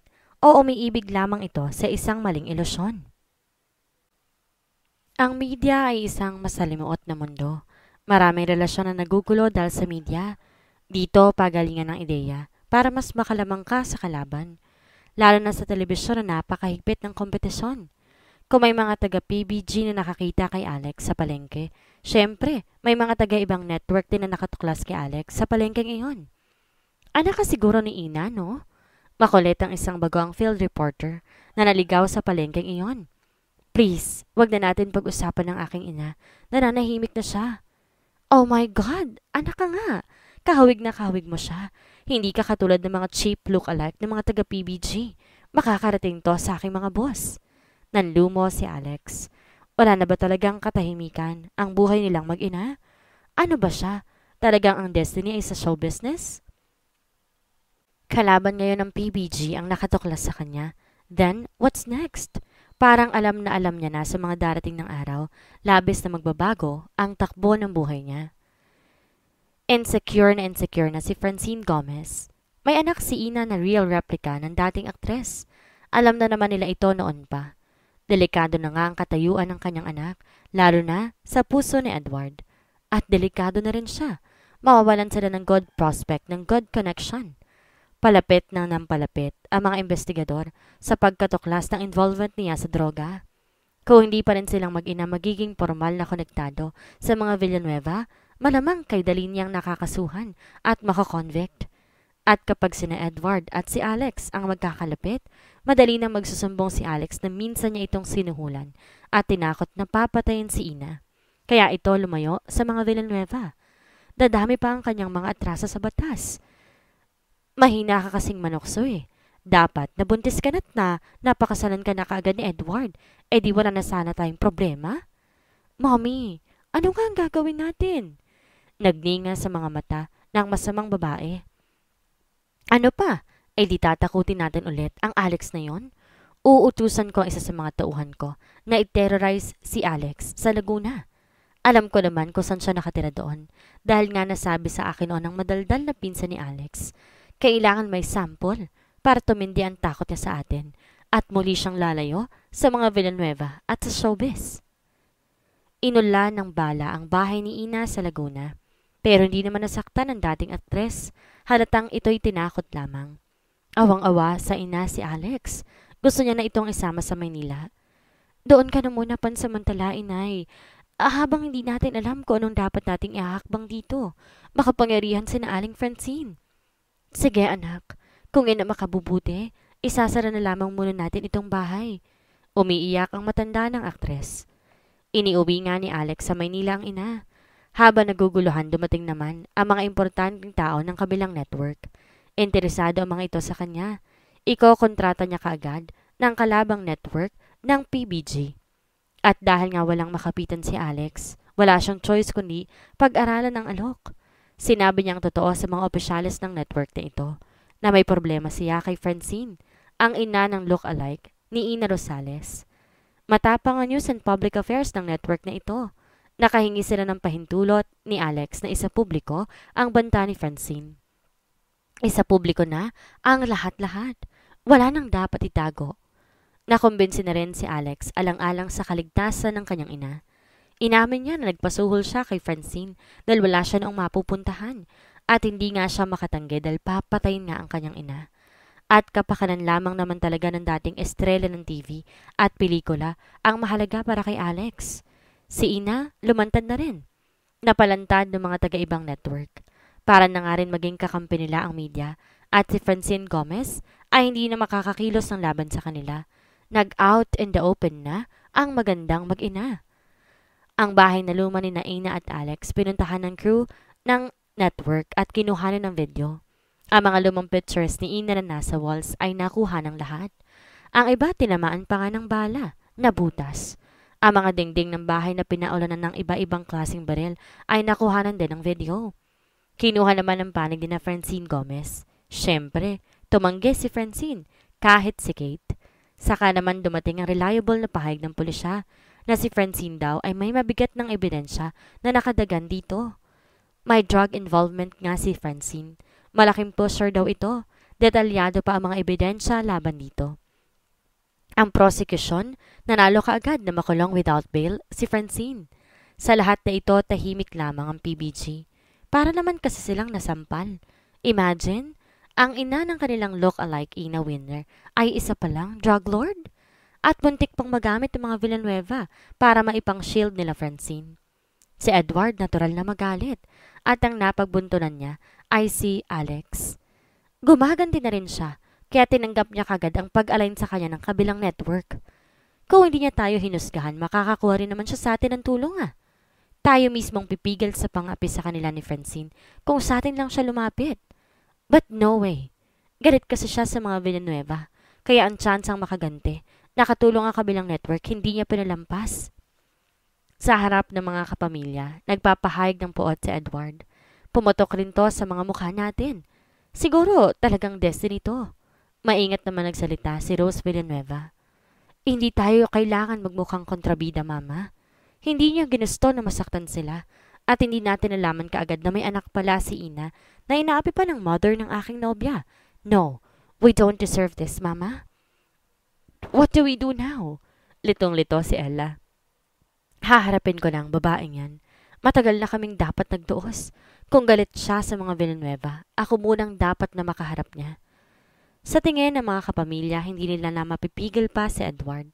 Sa lahat naman sa kanila, si Edward ang mas naapektuhan ng pangyayaring ito dahil alam nilang nakatali dito ang puso ni Edward. Muntik nang hindi maabutan ni Edward na bukas ang pwesto ni na Alex sa palengke. Nagsasari na si Gigi nang dumating siya. Wala si Alex, nasa bahay daw. Baka nga may iba na talaga ang buhay ng pinsan ko, Mr. Villanueva. Mahigpit ang alok sa kanya ng kabilang network. Pasisikatin daw siya bilang anak ni Ina. Talaga namang gagawin nila yun Mapait na sagot ni Edward. Ngayon ka lamang nakapunta dito sa aming pwesto sa palengke, Mr. Villanueva? Hindi. Pangalawang beses na. Pero nag-disguise ako nung una para lamang nga makita ko si Alex. Hindi niya ako nakilala. Kinilig si Gigi. Masyadong masalimuot ang kwento ninyo. Hindi pa nga kayo gaano nagkakakilala ni Alex. Napupuot siya sa amin. Gigi, At hindi tama yon. Walang may nagkagusto na masaktan ng kanyang ina. Siya naman nagtatanim ng galit.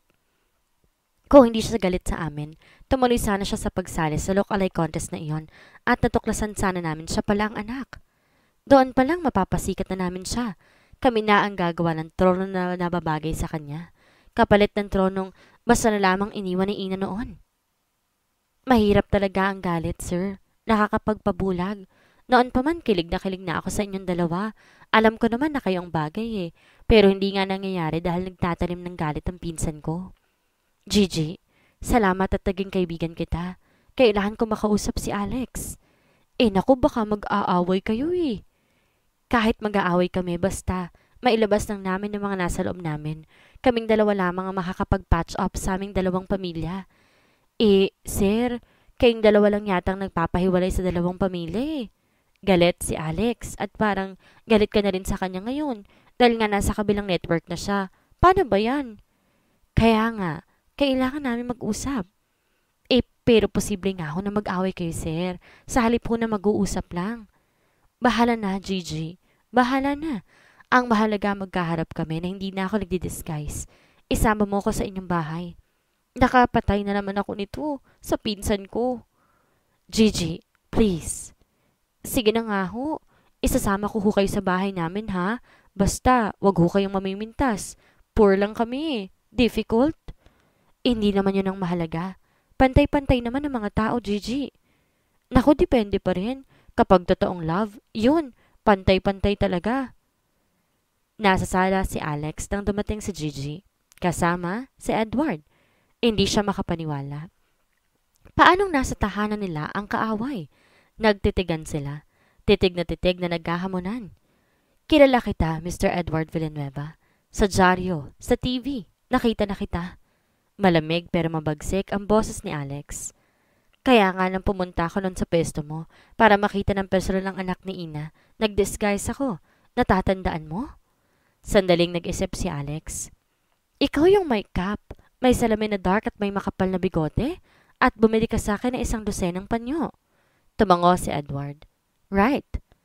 May respeto ako sa laban na hindi pa ilalim kung kumilos. Hindi yun katraydoran, Alex. Hindi ako nagpunta dun sa pesto mo dahil may motibo akong masama. Hindi ganon. It was pure curiosity kung ano ang anak ni Ina sa personal. At aaminin ko, hindi naman ako nadismaya. I was so impressed. Ano naman ang dahilan ng pagparito mo ngayon? Marami akong sasabihin sa iyo.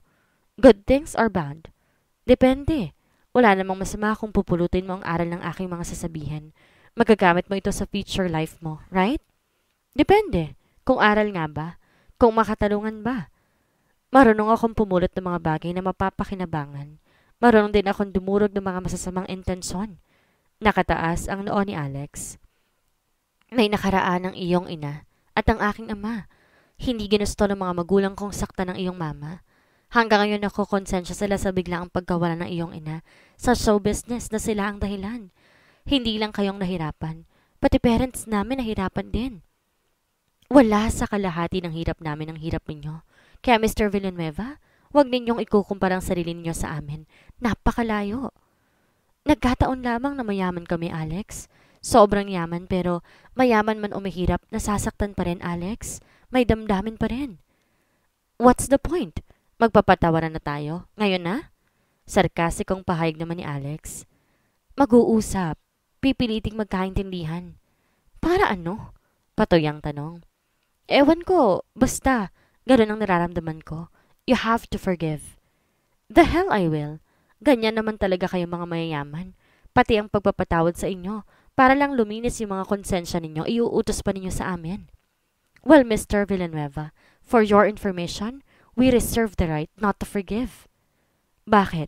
Natatakot kayong makipagkompetensya sa kabilang network kapag naroon na ako? May look-alike naman kayo sa katauhan ni Kate, hindi ba? Maglalaban na lamang kami sa mga puso ng mga manonood. You cannot just reduce this into a business war, Alex. Ano? Personal war, para maging mas mahapdi? Natalo na noon sa personal war ang mother ko. Siya ang nawalan. Siya ang umalis. Lumambot ang puso ni Edward. Ihihingi namin iyon ng tawad sa kanya. We can do it, para muling makapag-umpisa na maganda ang lahat. Akala niyo ba ganun kadaling magpatawad? Mabait ang mother ko. Siguro magagawa nga niya yun, pero ako baka hindi ko magawa.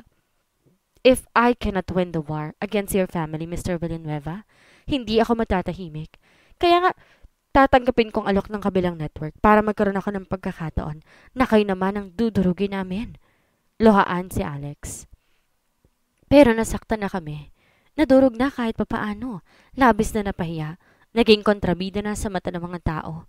Kayo na ang bida, ang naapi, ang kawawa. Nasa inyo ang simpatya ng publiko. Hindi pa ba sapat iyon? Bakit kailangan magpapagamit pa kayo sa kabilang network para ipagpatuloy ang pagtapak ninyo sa amin? They are just using you. Negosyo lang sa kanila ito. Samantalang tayo may kalakip ditong damdamin. I am very sure of that. Wala sa loob na ang kamay ni Edward na ipatong niya sa tapat ng dibdib ko sa nararoon ng puso niya. Natigilan si Alex. May humaplos din ang sarili niyang damdamin. The words of Edward touched the center of her soul. Bakit ba tila may ugnayan na sila ng lalaking ito? Hindi pa man sila ipinapanganak? Pero hindi siya magpapakatanga na katulad ng mother niya. Hashtag real talk. Hindi siya magpapauto sa pag-ibig. Or hashtag marupok. Kung palatandaan na nga ito ng pag-ibig. Hindi siya matatangay na naman ng isang Villanueva. Ang apelidong ito ay isang salot para sa kanila. Dapat iwasan. Dapat takasan. And the only way to avoid them is to make them their enemies. Ito na ang pagkakataon na pinakahintay niya. Palalampasin pa ba niya?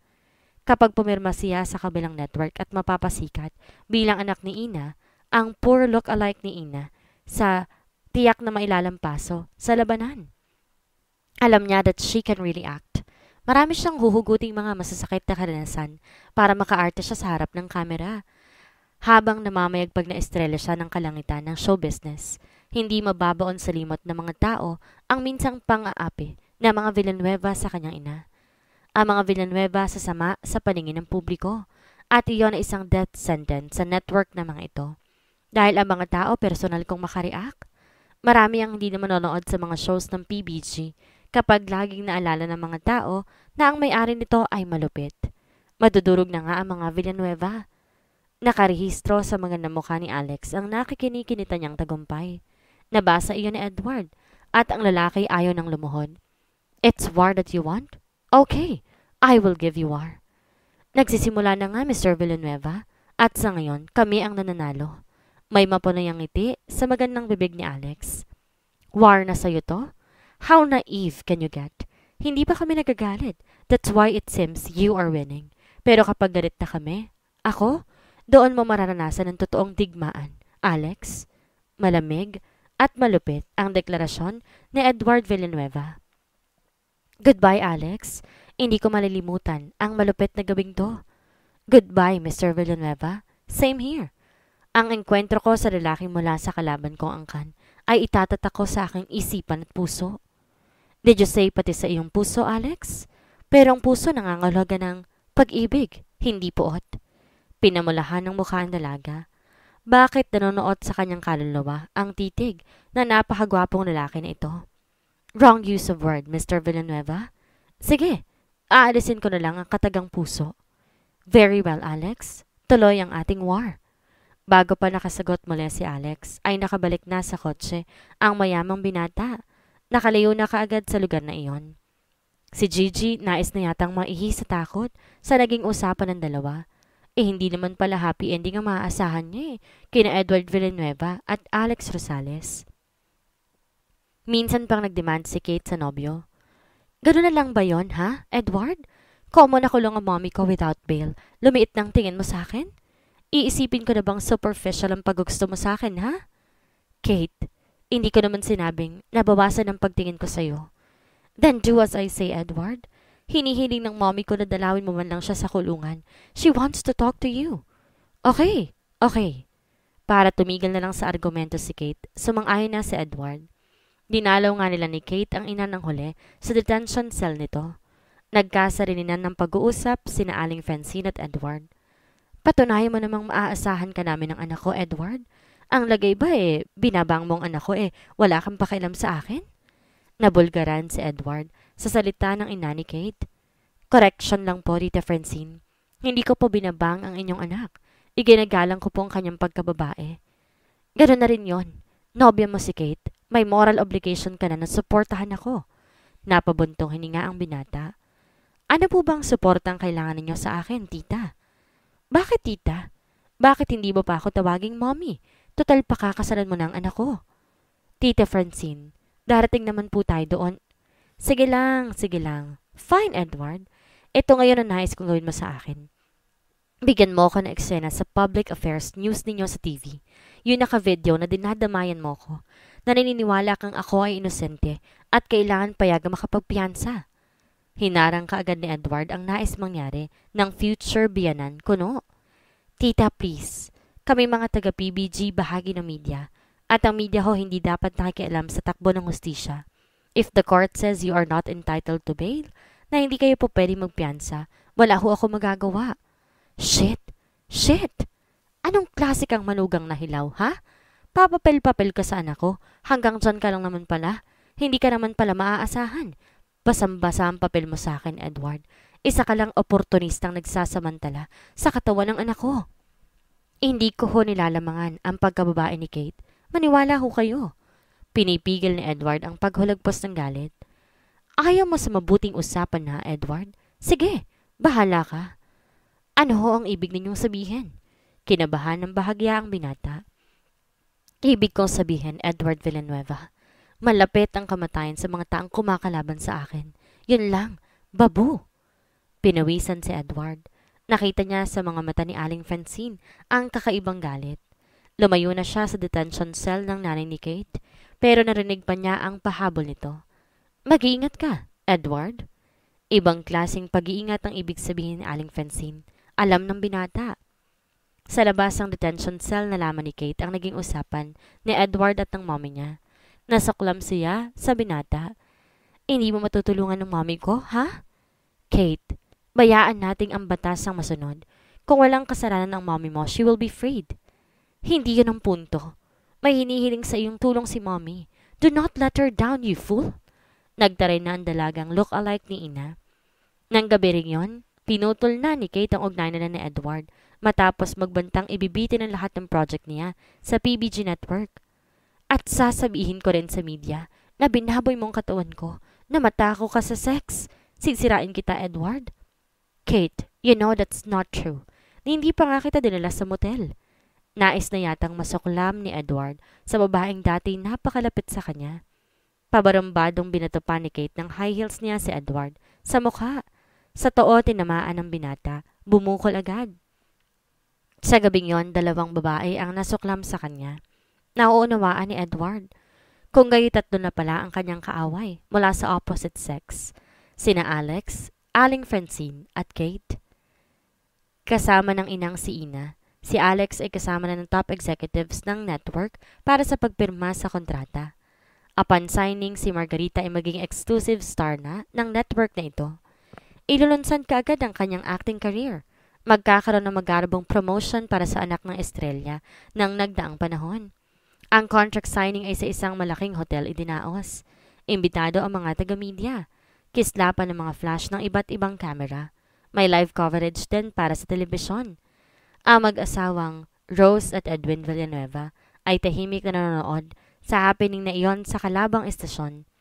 Labis ba talaga ang galit ni Ina at Alex sa PBG, gaya ng sabi ni Edward? Nagdeklara nga ba ng giyera si Alex laban sa kanilang network? Pero silang lahat ng Villanueva, liban kay Edward, ay nagkakaisang dapat kaawaan at unawain si Alex sa halip kamuhian.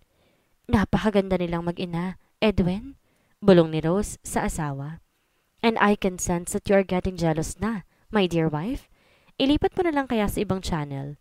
Hinagod ni Edwin ang buhok ng katabing asawa. Si Edward Villanueva ay wala sa bahay. Nagpagabi siya ng husto sa pagtatrabaho. Ngayon na lang na almost 10 na ng gabi, siya nakaisip lumabas ng building ng PBG. Wala siyang pakialam kahit pa nagkapirmahan na ng kontrata ang mga taga-kabilang network at si Alex. He hates that girl anyway. Ow! Shocks! Bakit tukso namang tutol sa kanyang pahayag ang kanyang damdamin? Specifically ang kanyang puso. Para siyang tinutukso ng kanyang puso. No, Edward, you don't hate her. You actually love Alex. Magpakatotoo ka. Sunod-sunod na buntong hininga ang pinawalan ng binata. Litong-lito pa rin. Later, tinanggap na ang katotohanan na siya nga ay umiibig sa anak ni Ina. A love so deep na ngayon lang niya naranasan. Hindi ito normal. Wala sa kalingkigan ang nadama niya para kay Kate. Ito ba ang reason kaya siya'y naging maingat sa pakikipagrelasyon kay Kate? Sinadya niyang huwag galawin si Kate dahil deep inside alam niya na darating ang tunay niyang iibigin. A woman he will marry. Ang babaeng aangkinin niya sa kama, gagawing ina ng kanyang mga anak. He can feel his love and his desire kay Alex. Ito ang nag-iisang babaeng nais niyang mahalin at gawing kasiping sa bawat gabi ng kanyang buhay. The only lady na gusto niyang makasama hanggang sa kanyang pagtanda. Si Alex lamang. Bang bang! Dalawang sunod na putok ng baril ang agad nagpabagsak sa katawan ni Edward. Ang assassin mabilis na nakalayo sakay ng motorsiklo. Maagap namang nadaluhan ng mga security guard ng PBG si Edward. Nasa harap pa ito ng building ng barilin ng hindi kilalang lalaki. Ang flash report sa TV monitor sa pinagdarausan ng contract signing ng kabilang network at ni Alex ay gumulat sa lahat, lalo na nga sa anak ni Ina. Ang pagpirma sa kontrata ay naudlot. Nagpanik kasi si Alex sa balitang iyon na si Edward agaw buhay ngayon sa ospital dahil binaril ng isang assassin. Luha ang nag-excuse siya sa pamunuan ng network at hila ang ina na lumabas sa sila ng hotel. Sumakay sa isang taxi, nagpahatid sa ospital na kinaroroonan ni Edward Villanueva. Nagigilty ka ba, anak? Dahil alam mong masama ang love sa'yo ni Edward. Hagulhol ang tinugon ng dalaga. Masasabi ba niya sa ina na more than guilt ang iniiyakan niya? May pagtatapat ba niya na sa kanyang nanay na sangkot din ang kanyang puso na sa hindi may paliwanag dahilan ay ganoon lamang ang epekto ng binata sa damdamin niya? Narating naman kaagad nila ang ospital. Sa waiting area nagkatagpo-tagpo pa sila ng mga nagmamahal kay Edward, ang buong pamilya Villanueva. Sina Edwin, Rose, Edgar at ang asawa, Elle at husband. Walang namang masamang salitang namagitan kina Rose, Edwin at Ina. Ang lumutang pa nga ay ang maturity ng mga ito. Nagtanguan at nagbatian ng tatlong magkakaedad. Civil namang initian at tinanguan din ni Ella at Edgar, ang mag-inang Ina at Alex. Gustong-gusto nang itanong ni Alex ang lagay ni Edward. Kung babasahin ang pagiging kalmado ng mga Villanueva, nais niyang isiping ligtas na si Edward mula sa kamatayan. Isinatinig pa niya ang tanong, "Is Edward alright?" Awa ng Diyos, ligtas na ang brother ko, Alex. Thanks for coming. Malugod pang ang inakbayan ni Ella, si Alex. Para tuloy binurang bigla ang anumang hinanakit at puot ni Alex sa mayamang angkan. Maya-maya pa'y pumasok na si Rose sa private room ng anak. Pwede na raw makausap si Edward, sabi ng doktor. Later, lumabas din si Rose. Dumiretso kay Alex. Alex, nakikiusap ang anak ko. Kung pwede mo raw siyang dalawin right now. Napalunok si Alex. Sunod-sunod din namang tumango kay Rose. At luhaang pumasok na ng silid ng lalaking hindi niya na alam kung ituturing pa rin ba niyang kaaway. At gumugulo ito sa isipan niya. Pwede mo siyang kausapin, miss. Paalala pa ng doktor. Pero yes or no lang muna ang dapat na sagot, okay? Bawal pa kasi masyado magsalita ang pasyente. Tumango siya sa doktor. Lumabas na ang manggagamot. Naiwan silang dalawa ni Edward. Edward, ibabalita ko lang sa'yo. Hindi ko na itutuloy ang pagpirma ng kontrata sa kabilang network. Wala lang, ayoko na eh. Okay ka lang ba? Nakangiting tumango ang binata pero hinagilap ang kanyang kamay. Hindi na tinuluran pa ni Alex ang masuyong pagpisil ni Edward sa kanyang mga palad. Hindi niya maintindihan ang sarili. Alam mo, Edward, takot na takot ako kanina. Ayoko palang mamatay ka. I prayed so hard kanina, alam mo ba yon? Bawal kay Edward ang magsalita pero pwedeng bumulong. Pinalapit niya ang tenga ng dalaga. Sumunod naman si Alex. Alex, kaninang nasa bingit ako ng kamatayan. Sabi ko kay Lord, buhayin lang niya ako. Aaminin ko kagad sa'yo na ano, Edward? Tumatahip ang dibdib ng dalaga sa matinding kaba. Muli? Bumulong si Edward. Na ikaw ay natututuhan ko ng mahalin. Na ikaw pala ang aking matagal nang hinihintay. Bumalong ang luha ng anak ni Ina. Bakit kaya ganon din ako? Para bang may nagsasabi sa akin na ikaw ang lalaking nakalaan para sa akin, Edward? Kaya ba hindi nagkatuluyan ng aking ama at ang iyong ina ay dahil tayo nakatakdang magpatuloy ng kanilang pag-ibig? Kahit bulong, sagap lahat ng tenga ng dalaga ang sinasabi ni Edward. Luhaang napangiti si Alex. Would you believe para lang silang casual friends na nagkukwentuhan doon sa labas ng room? All the while pala matagal nang napatawad ng aking nanay ang iyong ama. Ako lang ang ayaw maniwala. Oo nga eh, bulong muli ni Edward. Tayong masyadong sumeryoso sa kanilang nabigong pag-ibig. Anyway, ang bottom line, nagmamahalan na tayo, Alex. Naparunok ang dalaga, may naalala. Paano na si Kate? Tiyak ang tugon ni Edward. Hindi ko siya inagrabyado. God knows. Nagkalabuan na kami. We parted ways a few nights ago. Naging matapat lamang naman ako sa aking sarili. I don't love her pala. Lahat naman na sinabi ni Edward handang paniwalaan ng puso ni Alex. Isang tanong pa, Edward. Minahal mo lang ba ako dahil ako'y kasing ganda ng nanay ko? Or dahil ako'y ako? Muling bumulong sa tenga ni Alex ang binata. Both. Pareho. Alam kong napakaaga pa para sabihin pero syempre, mamahalin pa rin kita kahit ikaw ay tataba na at tatanda na. And I promise ikaw lang ang aking mamahalin. I want to grow old with you. I want to know you as we spend the rest of our lives together. At minsan pa, isa na namang Villanueva ang ikinasal makaraan ng ilang buwan. Si Edward Villanueva ay nakapag-isang dibdib kay Alex Rosales. Ang assassin nahuli na ng mga pulis. Itinurong si Aling Francine ng mastermind.